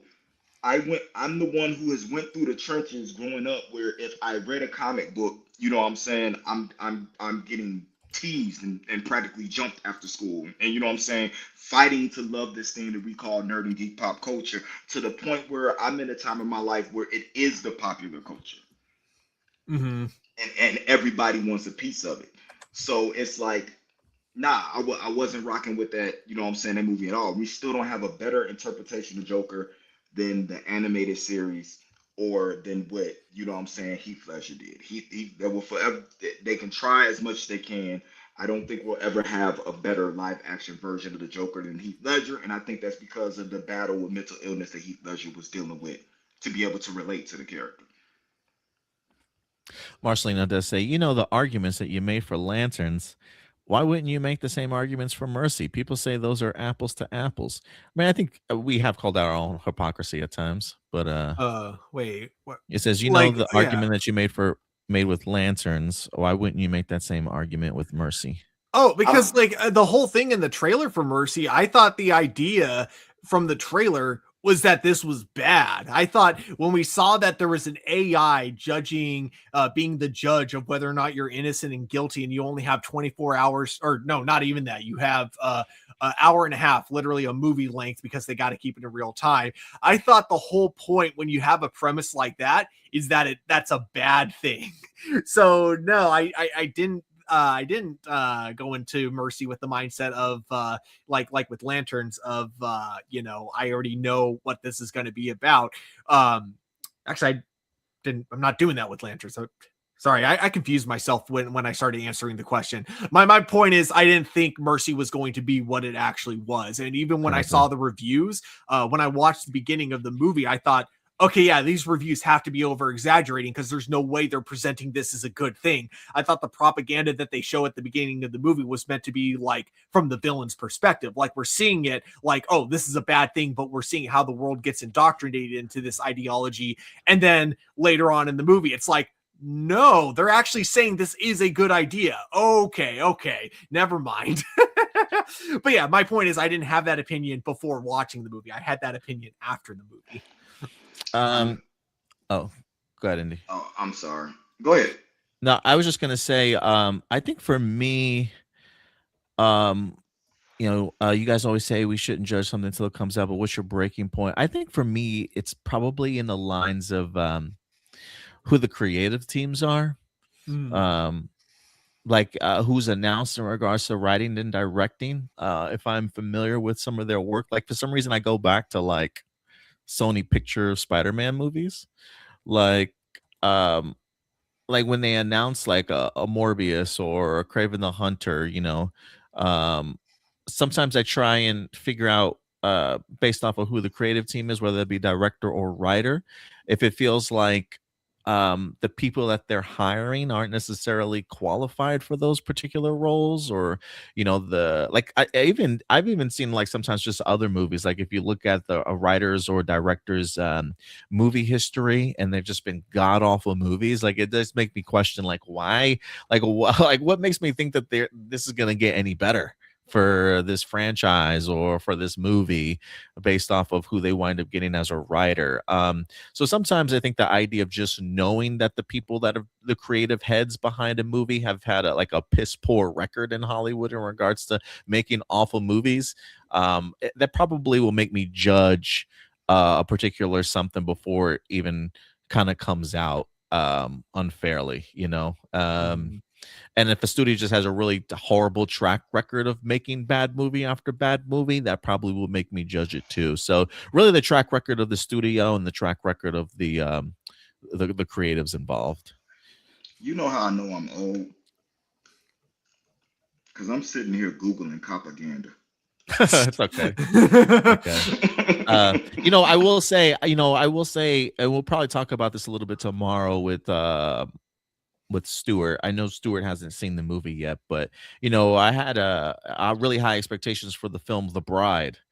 And I've loved every trailer that I've seen about it. But I gotta tell you, within the first 5 minutes of this movie, I immediately judged it in the sense of like, this is not the film that I felt I was kind of sold on. And so just like me judging it within the first 5-10 minutes of the movie, definitely I think ruined my experience of it a little bit more, or at least I definitely had a new perspective on it. So it's not that I judged the movie beforehand, but immediately I felt like when I was in the movie, I was just like, oh, okay, this is the direction they went to go.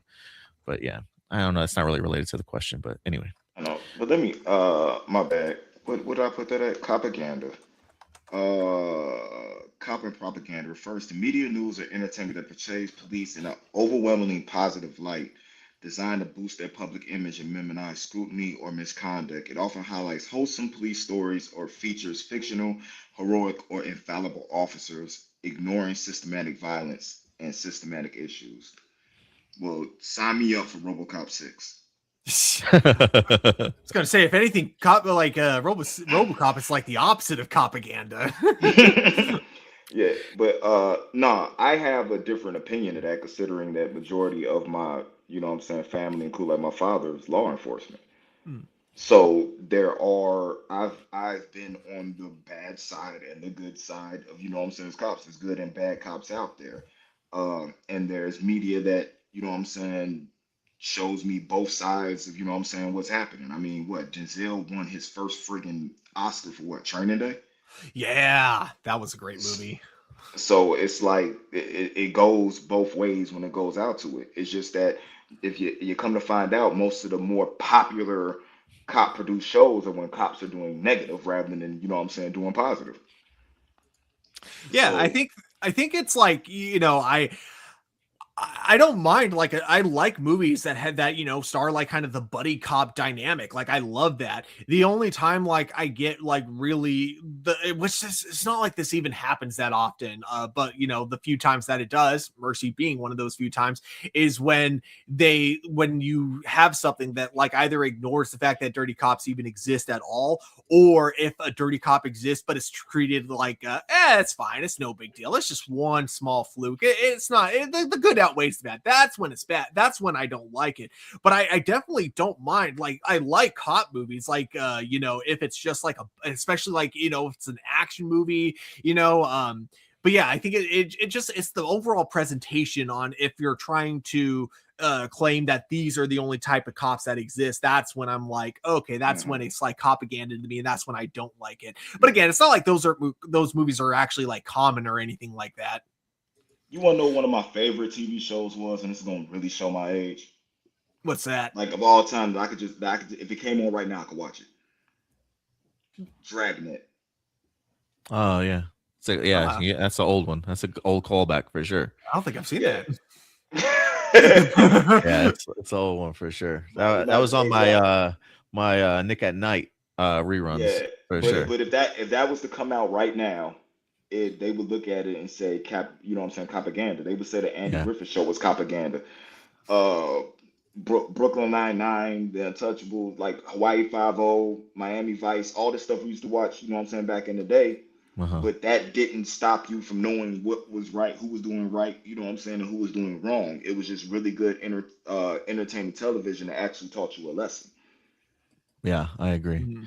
Nathaniel, have you seen the Netflix film Roofman, which stars Channing Tatum as the real-life fugitive Jeffrey Manchester, whose clever survival tactics led him to an unexpected bond with a single mother played by Kristen Dunst? That's the homeboy that worked at the Toys R Us, right? Or like that didn't work there. Yeah, that was up in the Toys R Us. Yeah, that's right. Great movie. The movie poignantly explains how he transformed her family's life while hiding his criminal identity, only for his past to eventually catch up with him in a heartbreaking betrayal. Despite his capture, the enduring compassion shown by the pastor and the family highlights the complex human struggle between a man's mistake and his genuine desire to start over. I wanted to see this movie, and I missed it in theaters, unfortunately, but it was on my list to check out. You enjoyed it? It was a good movie. It was a really good movie. Have you seen it, Stuart? No, I haven't. But I do remember seeing the trailers for it. Yeah, I really wanted to see it, and I unfortunately missed it. Marky Parko, 2-part question regarding Matthew Lillard. After revisiting 3 decades of his career, Matthew Lillard shared how he received Casey Kasem's personal blessing to carry on the iconic voice role of Shaggy, a mantle he has now held for 20 years. The actor also discussed his recent professional resurgence, highlighting by his long-awaited and highly anticipated return to the Scream franchise. I guess it's not really a question in there, though. During the filming of the original Scream, Skeet Ulrich, who played Billy Loomis, accidentally let a prop phone slip from his hand, hitting Matthew Lillard in the back of his head. Rather than breaking character, Lillard stayed in the moment and improvised his pained reaction. "You hit me with the phone, dick," while waiting for a cut that never came.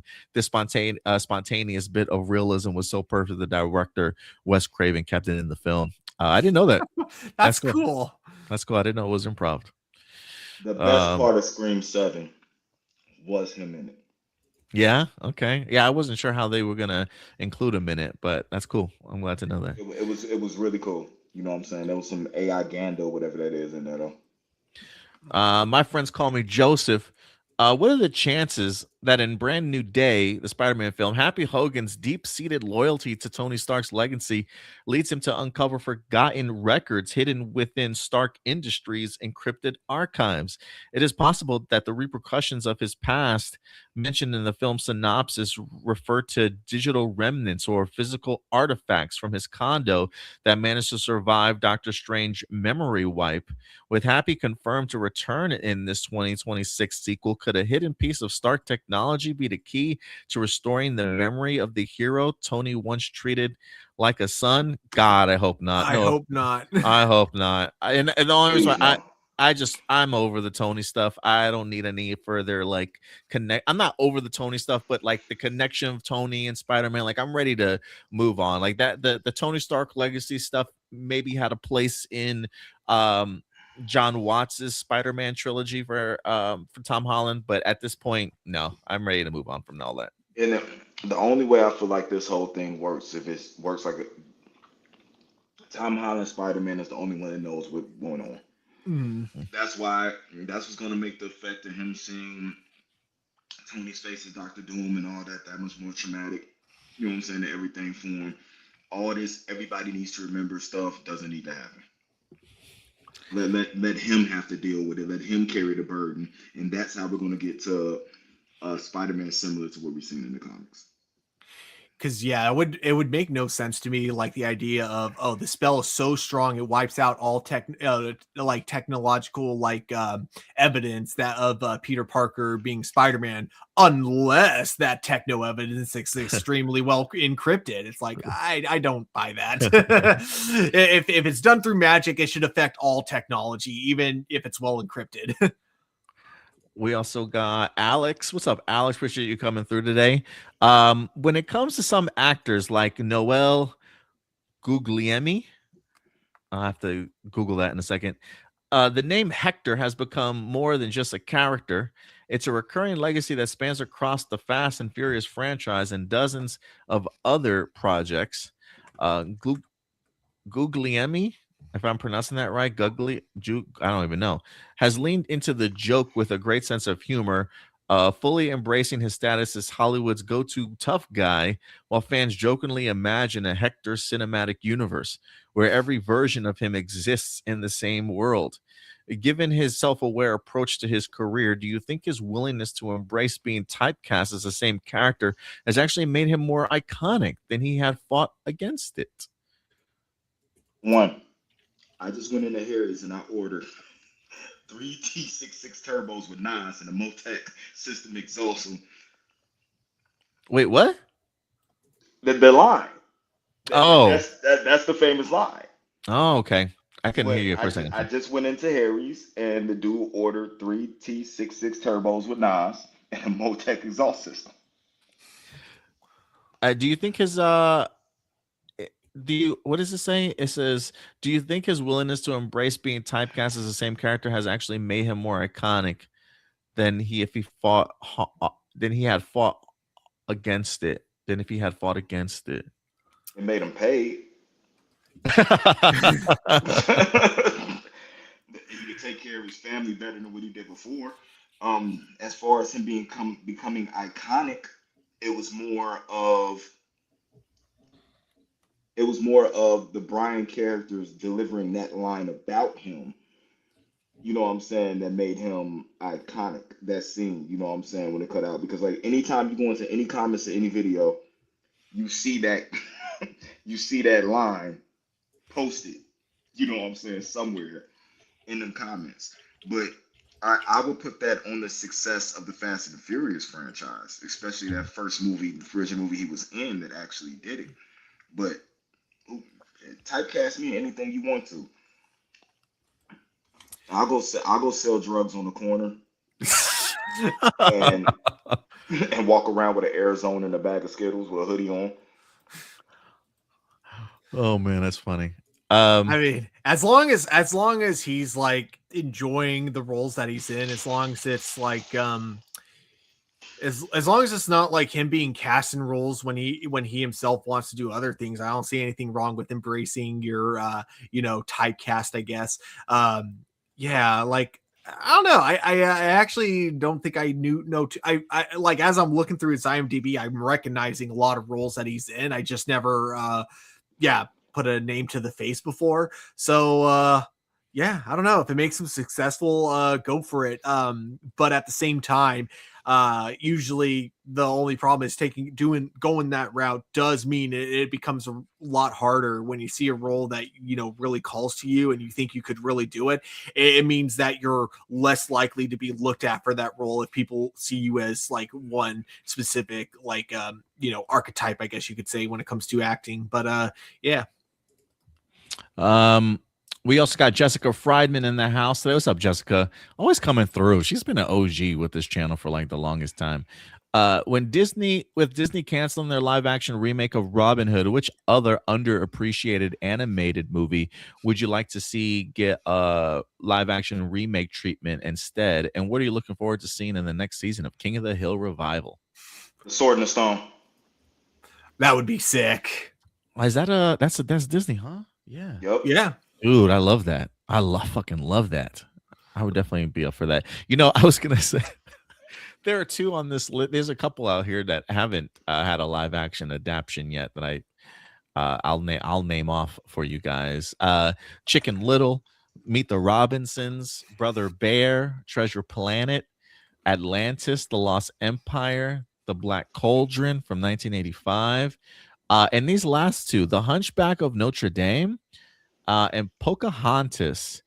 I actually would not be opposed to seeing either of those last two. The Hunchback of Notre Dame, I think, would be an interesting one. Look, dude, give me Pocahontas any day of the week. That's probably a little bit too woke for Disney right now, though. I doubt that they would want to put that out in today's climate. But I'm thinking, like, when I think of Pocahontas, I'm thinking I need you to get me the director and writer behind The Revenant. And I need a real grounded Pocahontas movie, dog. Like, I would absolutely love it. Disney would never do that, but yes, please, I would be down for that. You know what they would do though? Peter Dinklage as the Hunchback. Probably. But yeah, any other live action ones treatment? I really like your call there, Indy. The source that'd be fantastic. It's one of my favorite Disney animated movies of all time. Out of the ones that were listed, I would love to see either like The Black Cauldron, or I would love to see Treasure Planet. I think that would look so cool in live action. That'd be pretty dope. It might not be a Disney movie, but give the Wayans brothers Puff the Magic Dragon. Wait, give them which one? Puff the Magic Dragon. Puff the Magic Dragon. I love it. But as for the second half of the question, yeah, what would you like looking forward to seeing in the next season of King of the Hill? This is something I wanted to see in King of the Hill since like early on. I want Dale to finally learn about Joseph not being his biological son, or Joseph learning that Dale isn't his biological dad. I don't necessarily need them both to learn. I want at least one of them to finally learn about it, though. Nice. Let's see here. We got Cars Are My Hobby. Robert Rodriguez recently celebrated the 25th anniversary of Spy Kids. by reuniting the original stars to induct franchise props into the Texas Hall of Fame. Despite the negative reception of the fourth film, Rodriguez returned to write and direct the 2023 reboot Spy Kids Armageddon, effectively reviving the series for a new generation. This movie is particularly notable as it highlights his unique position as a creator who consistently reimagines his own cinematic universe over several decades. Man, that's 25 years old. That's crazy to me. I didn't even know he did another Spy Kids movie. So wait, that was in 2023? Yeah, I remember seeing it. I haven't seen it, but I remember seeing like promotion for it. Yeah. Question. What's up? Because I'm curious, because I kind of want this show remade. I was thinking about this the other day. What was the show that was similar to Quantum Leap, but it had a group of people? Sliders? Yes, that's what I want remade. Ooh, yeah, boy. I would love to see Sliders, boy. The fact that I even remembered that show, god damn, that's a callback. That was a good show, bro. Yeah, it was a good show. I meant to look up. Didn't Robert Rodriguez also do Alita Battle Angel? I think so. Yeah, I'm waiting on part 2 of that. So that movie was so good. They say they're supposed to be working on it. Is amazing. Yeah, they said they're supposed to be working on it. We'll see. I don't know. I feel like Robert Rodriguez's range of things that he can do is pretty fucking wide. It's and they say there was no good live action anime movies, dog. Alita Battle Angel is the perfect live action. It really surprised me. I remember going into it with kind of low expectations. I just remember the trailers like, okay, this looks pretty good. Like, I'll give it a chance. And man, I was really impressed. Mm-hmm. Yeah, no, I was surprised too. That movie was pretty awesome. We got Alan Batista. What's up, Alan?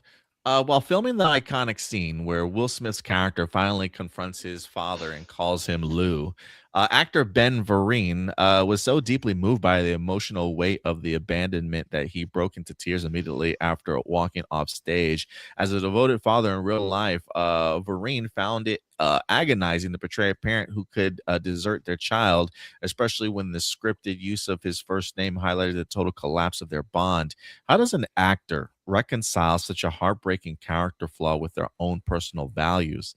Does knowing the raw behind the scenes emotion make that legendary "how come you don't want me, man" moment even more powerful for you?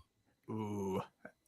So from what I hear from other actors, it's hard. The biggest thing is like you got to first of all get yourself in the mindset of the kind of character that would do that would go against your own personal values. And so once you do that, though, the hard part then becomes after the day is done, after you've gotten into that mindset.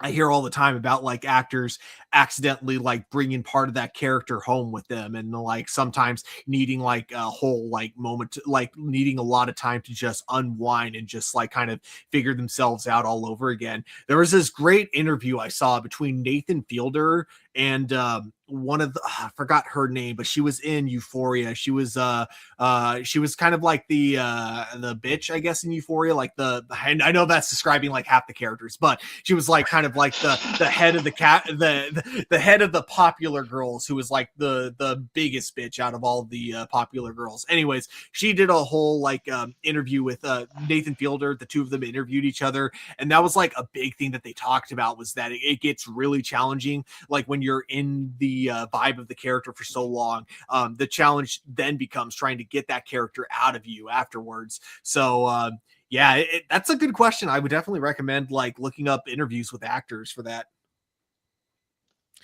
Yeah, you know, I will say that whenever time I watch that episode, it doesn't matter how many times I see it. That line of "how come he don't want me, man," that shit makes me tear up every time, dude. Like it's hard for me to not. Yeah, it's tough, man. I've never had a parent abandon me or like leave me willingly, at least. You know, my father passed when I was like 5 years old. You know, I never questioned the idea of like if he loved me or not, but just the idea of not having him around. Now multiply that by the idea of like somebody not wanting you. Like I can't even imagine what that's like. It's really hard for me to wrap my head around, but for some reason it hits me every time. how come you don't want me, man? So I can see, especially somebody that's a real life father like that, having to play that role. I don't. It's not like another story though that kind of jumps at me when I think about that. The idea of like actors having these roles that are hard for them to have to portray. I don't know why it's not the father abandonment role, but it kind of takes me back to the Leonardo DiCaprio role that he played in Django, and the idea of him having to be like the slave master and use the N word and stuff. Like I read stories and interviews of people talk a lot about how hard of a role that was for Leo to have to do. And the fact that he even had like conversations, I think, with Jamie Foxx, about, even before filming that role, in the sense of like having to, use the N word and talk with him that way, like to be able to get into that character and then separate yourself from it after it's filmed, to have that wherewithal of talking to the people around you before you even have to perform that, and like just the weight of the character not going against your personal values but having to portray that. Like I'm sure as an actors who usually tend to try and tap into real life experiences of their own, I'm sure that type of stuff is really hard for them to have to portray on screen. So it's, yeah, being an actor is, definitely not easy at times, depending on who you have to play. But yeah, but for some reason, when you talk about that role, I don't know why Leonardo DiCaprio's role comes up too to me. I mean, I can't relate to being the dad and ever doing that, and I think it's Yeah. because of I come from the character that Will Smith had to play going through that. So like I Yeah. felt it more of that aspect, um, and not, what I'm saying, not being wanted or something like that by your father. So that hit me home Yeah. very hard until I got older and figured out that it was complications and situations that was keeping that from happening. Stories twist. You know what I'm saying? When you get older, you start to figure out the truth about things that are going on. But yeah, that crushed me, and I think it's gonna crush me more when we see it again. And you know what I'm saying, the reenactment. You know what I'm saying, what's gonna happen. So I'm looking forward to this new Bel Air season, but I don't think I'm looking forward to that pain. Is this the last season? Yeah, last season of Bel Air. Gotcha. We got Jake. I can never. I don't even know. Villanueva. Have you heard of the rumors that by the end of Avengers Doomsday, Doctor Doom will destroy every timeline except one? Some scoopers believe the surviving foundational universe will actually be the Fox X-Men universe in a way to fully integrate mutants. If not, what do you think will be the biggest turning point or breaking point of the film? I mean, I'm kind of under the impression, at least when it comes to Avengers Doomsday, that while yes, he will destroy every timeline, the except one timeline will be the secret world, battle world that we wind up getting in the Secret Wars movie. But I do expect at some particular point in time, which battle world is more of an amalgamation, probably of all the different universes, probably with a different theme and aesthetic about it. I think in the comic books, it's very kind of like medieval-esque type of time period, if you will, at least in regards to what it looks like. So, but after that, like once the world is reborn, I don't know. I'm kind of under the impression it'll just be like the MCU, but maybe with an X-Men origin, that mutants have been around longer, sort of foundation to that universe is kind of where I've kind of landed. If not, what do you think will be the biggest turning point or breaking point of the film? What do you guys think though overall? It'll be 616. Yeah. It'll be 616. I don't see them going back to that Fox. They tore that Fox universe was asunder. Nobody wants to go back to that. It'll be 616. It's interesting that you say it'll be 616 because Aman Vellani doesn't believe that this universe that we're in is the 616. That's what I'm saying. Okay. It would be the 616. Gotcha. Okay. Cool. I dig that. That was one of the coolest like interviews, her being like, yeah, I know Kevin Feige says it's 616, but that makes no sense. It's actually Earth 1999. Love that.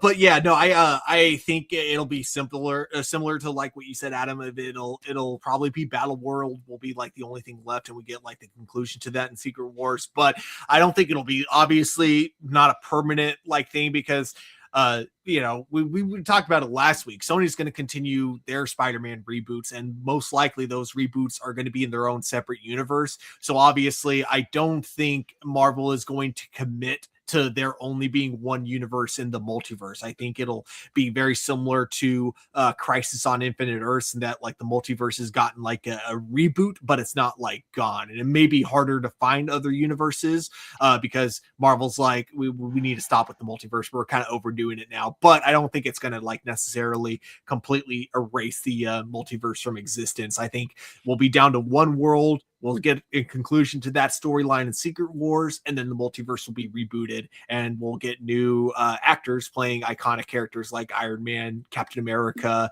and Thor as well. Oh, I hope not Thor. I hope you don't. I don't think you're gonna have Thor. I think like you'll have. I know he's signed up for some more, but I honestly feel like in this Thor dies. I feel like, and this is just me. I feel like Thor's gonna die to save Loki. No. So I think that's what say Loki and his new adopted daughter. I think that's what's gonna happen. You know what I'm saying with him. And somebody's gonna carry on his mantle. But it was something else I was gonna say, and I just totally just blanked on it. While you think about that, I just want to say hashtag we need more Aman Vellani. Yes. I need her to stop. I need her to stop worrying about what world it is and fight to have her character around more. Yeah, have Ms. Marvel involved a little bit more. Yeah. Tony Robinson, how well do you think DC and Marvel will do this year? Marvel projects in 2026. Let me look those up. Marvel is going to do very well because hindsight is Avengers Doomsday. So Marvel is going to do very well. I mean, we got 2 Marvel movies this year, Spider-Man and Avengers. The 2 biggest names you can bring out in Marvel. So I have no doubt they'll do good. DC, okay, so I still think Clayface, it's not going to break like records or anything, but I think it's going to do really well. And given its low budget, it's going to make a lot of money. Supergirl, I don't know. I think Supergirl is going to do around Superman, maybe even a little bit more, maybe. But I don't know how Supergirl is going to do, but I think Clayface is going to do great, if for nothing else, because of the budget they gave it. So, go ahead. Marvel's going to make money. DC's going to win awards. Oh, you know what? That's possible. That's possible. So DC has Supergirl this year. They have Clayface, and they've got Lanterns. I think Lanterns will really surprise some people. I think they'll do well. I think the biggest question mark I have right now is going to be Supergirl in June. It's not quite Superman, but the only thing in regards to Supergirl is I am curious as to how it will do financially. I think some of us are expecting, because Superman did well, that the next movie out of the DCU will gain more money. I am kind of curious as to what the appetite for Supergirl will be, if there's enough Supergirl fans to meet that of Superman, or if people will really come out in droves for the movie or not. So I'm kind of curious to see where it'll go. I think the movie will be good, but I am kind of curious as to how well it will do financially. So I think go ahead. My bad. If you want Supergirl to make money, and you want Supergirl to make a lot of money, you need to have her, the actress, show up to Game of Thrones panels in full costume and have Melissa Benoist introduce her every time. Yes. Yeah, I love it. On the other side of things, I don't really have any questions in regards to Marvel this year, believe it or not. Daredevil too. This month. I'm looking at the schedule. So we already had Wonder Man, phenomenal. We got Daredevil season 2, which I think is going to be even better than the first season. Spider-Man Brand New Day is going to be a banger. X-Men 97 season 2 is coming out this year too. I think that's going to continue the momentum. Your Friendly Neighborhood Spider-Man may be season 2 may be the weakest of the bunch, but I really enjoyed season 1, and I think season 2 is going to be even more impressive. Vision Quest is a series that's expected to drop fall in 2026 from the Picard showrunner Terry something. I can't remember what it was, but I love Paul Bettany as the Vision. We're getting what's his face back from Ultron. I think Vision Quest is going to be a sleeper. I think it's going to be a phenomenal series itself. We also have the Punisher special. We're getting some John Bernthal this season, and then finishing off the year with Avengers Doomsday. So, Vision Quest may be a question mark for people, but I feel really confident about everything that Marvel is going to be dropping this year. I really have no questions. So I think both will do great, but I have a feeling that Marvel will feel like, I think people will start appreciating, like, okay, I think not to say, I think people will say Marvel is back, quote unquote. I think this is the year for Marvel for sure. I think I'm looking forward to Vision Quest for the fact that I believe it's going to be Scarlet Witch Easter eggs or breadcrumbs for what's going to be going on with her with Avengers and all of that, and that's why it's going to be a big thing with that. But dude, after Wonder Man, I'm ready for anything Marvel television because if that's what they're going to give us television wise, I'm all for it. Yeah. I really want them to start looking at rather than trying to make everything kind of feel very much like a Marvel movie with their TV shows. I want them to do what they did with Wonder Man, take the character, take the setting, and then make a show based on that. And don't try to make it feel like every other Marvel movie out there. I think the big difference between Wonder Man and a show like WandaVision, because I think that WandaVision did that so well up until the very last episode, where suddenly becomes your typical Marvel action season finale. Whereas Wonder Man, I think was the show that stuck to its guns from beginning to end. And I think that was incredible. He also says, what do you guys think about the people still complaining about the Power Rangers reboot when it comes to having a female Red? I haven't really heard a lot of the discourse about it. I almost felt like this was almost a given. The people should have seen this kind of coming. I mean, granted, they still haven't made an announcement yet, but I think that's people's assumption that we'll have a female Red. But I didn't know people were still complaining about it. I thought this was a discourse that was long gone. But Indy, you were complaining about it? Were you?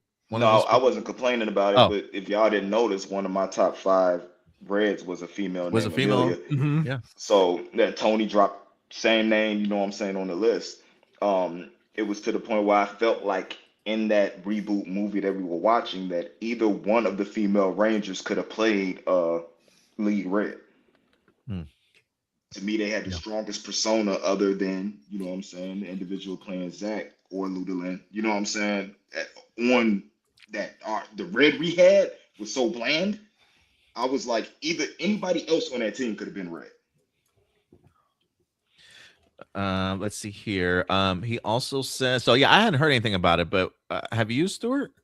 I mean, I on TikTok, I've been seeing people responding to negative hate about the about having a female Red Ranger, but I think it's just because I don't follow enough pieces of shit on social media. I haven't been seeing the hate firsthand. I've only been seeing it secondhand. But yeah, it's anyone who's annoyed about this is clearly not a fan. They've only seen episodes here and there. I mean, because here's the thing, man. Even some seasons where we don't Time Force is probably the best example. Jen may not have been the Red Ranger, but she was clearly the leader of the team. So it's this isn't the first time we've had a female leader in Power Rangers, and it's not even the first time we've had a female Red Ranger. So yeah, it's dumb that people are complaining about that. Tony says, last question here, y'all. Since Voltron and He-Man is coming back, what other classic IPs do you want to see make a return?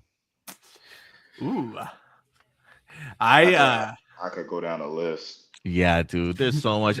The one that I think is probably closest to happening is probably I think Thundercats. And I think just because the guy from King Kong and Godzilla, I don't think it was maybe it was the Last Empire. I can't remember what it was. I know he is scheduled to be the director and maybe writer of it. He just dropped one of his films that he was scheduled to do, and I believe Thundercats is still on his docket. So there's a part of me that believes that maybe Thundercats actually has moved up in regards to its development. But I wouldn't mind seeing Thundercats And I actually wouldn't mind it if and it's only because the comic books I think are kind of doing this right now. I really would not mind, especially if done successfully well for a Thundercats movie. Give me a cinematic universe with some other 80s characters in here, specifically Silverhawks. I think if Thundercats can take off, give me a Silverhawks live action adaptation too. Put them in the same sort of galaxy and universe. I think they're doing it in Dynamite Comics or whatever brand Thundercats is owned by right now. I think they're doing a crossover. Give me a cinematic universe with those two for sure. But those would probably be the two off the top of my head that I would love to see next. Okay, let's just bear with me, okay? And please, if you feel so, co-sign me. Rainbow Bright, Care Bears, Pound Puppies, Heathcliff, Chippendale Rescue Rangers. My man said pound puppies, y'all. Pound puppies. Dog, I love it. I love it. Technically, we got Chippendale on Disney Plus. I need the real Chippendale back, though. I don't need that. Okay. I want the real one. Not Chippendale playing actors playing Chippendale. I mean, if we're going... What was the one with the dude turned into like the Ferrari? Like he morphed into the car? Oh. That's not Mask, right? That's not Mask. No, I know what you're talking about, and I totally forgot. It was like the teenager turned into the car. Yeah. Was it like armor that came onto him and he turned into a vehicle or some shit? No, like his hands and feet turned into wheels, and then he would get down on his knees and turn into the car. Oh shit! Hang on. I'm like just googling turn into a car. Okay, Turbo Teen. That was the name of it. Turbo Teen. Yeah. It is one of those shows. The intro will literally tell you everything you need to know about it. I would actually like to throw in Pirates of the Dark Water or the Pirates of Dark Water. I think would be great. I wouldn't even mind like a Darkwing Duck, but since my boy had the Duck, oh my god, Mega Duck. Yeah, I need Mega Duck. I need what's the guy from DuckTales, the robot? Gizmo Duck. Gizmo Duck. I need Gizmo Duck in there. Why do I know this? Bring back Launchpad. While we at it, like bring back Tailspin too. Actually, met the original voice actor for Launchpad. The first crossover universe. Yeah, like why we don't have a DuckTales cinematic universe right now? I don't know. Tailspin, DuckTales, Darkwing Duck. Boom. We got the Gargoyles would be great. God damn, that was a great answer. But since my man dropped Pound Puppies, I think they're working on something for Gargoyles though right now. Like I think I heard something like that too. Since you dropped Pound Puppies, I gotta put in Muppet Babies, dog. I need a Muppet Babies revival or live action. Like, forget Rugrats. Like, I'm done with Rugrats, bro. I need Muppet Babies. Okay, so I got one that shout out to Peg C with Brave Star. I love it. I got one that would be considered classic for people my age. Ben 10, I think, would be an interesting one to bring back in live action. And you know what? Here's the thing. I haven't seen the second live action movie, but they were both made for TV and they were both made on a super low budget. And I think the first one was pretty good for what it was. So you know what? Let's bring back Alex Winter to direct Ben 10, but give him like an actual budget this time. I think we'd have a pretty sick movie from that. I think so too. I think somebody might have mentioned this also last week or the previous week. If He-Man does well, She-Ra, man. I need to She-Ra would be dope also. There's just so many, why have we not tapped into this stuff, y'all? Why we got all these great IPs that we could make really cool cinematic universes out of, cool crossover events, whether that be television series, animated series, or movies that are just sitting by the wayside. Come on, man, we need take this opportunity. Doug, I'll take a Doug reboot. As long as you keep it away from Disney. Disney already fucked up Doug once. They don't need to fuck it up again. Yeah, they killed one from that new intro that they had on there. You knew it was trash. Yep. They already messed it up for me. Yeah, guys, that will do it for all of our live viewer questions today. So everybody, thank you so much for everybody participating in the live viewer questions. Great questions this week, man. I really appreciate it coming from you guys. And always great to see Indy back, man. It's it's a rarity So when you are present for this man's return, know that you witnessed greatness for a brief period of time today. But it's great to see you, Indy. I appreciate you having me back. Hopefully you can come back regularly, man. Hopefully this isn't like a once every 3 years thing, bro. It's been a year. Oh, okay. But yeah, schedule just got to map out. Everything's going good. School schedule's finna get mellowed out, so I shouldn't have to work only weekend. Everything's coming together, building the space back up, so we'll be too good to go in a minute. All right, awesome, man. Yeah, we definitely could use you here with some content and your opinions. Always appreciate your viewpoints, man. As we wrap up, tomorrow, Stuart and I will be going live around 7 p.m. Central Time. We're going to try and do movie reviews once a week for you guys here. So, like, for instance, this upcoming Monday, tomorrow, we're going to be talking a little bit about the brand new movie that just dropped, The Bride, and maybe one or two other movies that might have dropped this week or fresh releases that we're going to be talking about with you guys. So probably spoiler discussion. We'll probably, if you've seen these movies, great. If not, just beware. But I do think maybe once a week, every Monday night, we're probably going to be talking about the movies that just dropped this past weekend. So look forward to that. Indy, if people want to follow you on social media, man, where can they find you at? I don't even know anymore. My social media done changed so much. I don't even know what my social media tags are anymore. Your thing says Indy Uchiha on all streaming platforms. Is that still true? Yeah, Indy Uchiha on all streaming platforms. Just dropped a new song, Toast to the Cool. You guys could definitely go check that out. If you want to give me a birthday present, go check the song out. Just go stream it. That'll help me dearly. And make sure that you like and subscribe right here, because you're going to see me posting more content here. There's stuff coming out that I'm looking forward to reviewing. Yes. Especially some good anime stuff. If you haven't seen Sentenced to Be a Hero, go watch that. Amazing anime in its first season. Adidas Party 21st in Gary, Indiana. You guys need to check that out. And I am boycotting C2E2 this year. Oh. So found out they're giving proceeds to ICE, so I would not be going there. But you can find me Sunday, South Bend Anime Con. Nice. South Bend Anime Con. Just look it up. Excellent, man. It's good to have you here as always, Indy. Yeah, man, we need a space for some anime on here. Other shows that we're missing that you watch that maybe we don't around here. Yeah, man. Any content you want to post up here, always welcome to. Stuart, what about you, man? If people want to find you on social media, where can they find you, brother?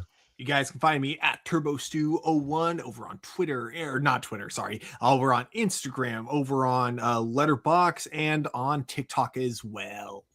And, I promised you guys a 4-hour show. We almost made it. Next week probably won't be so long, but we'll see. We'll see how it goes. Yeah. If you guys want to follow us on social media, everywhere right over here.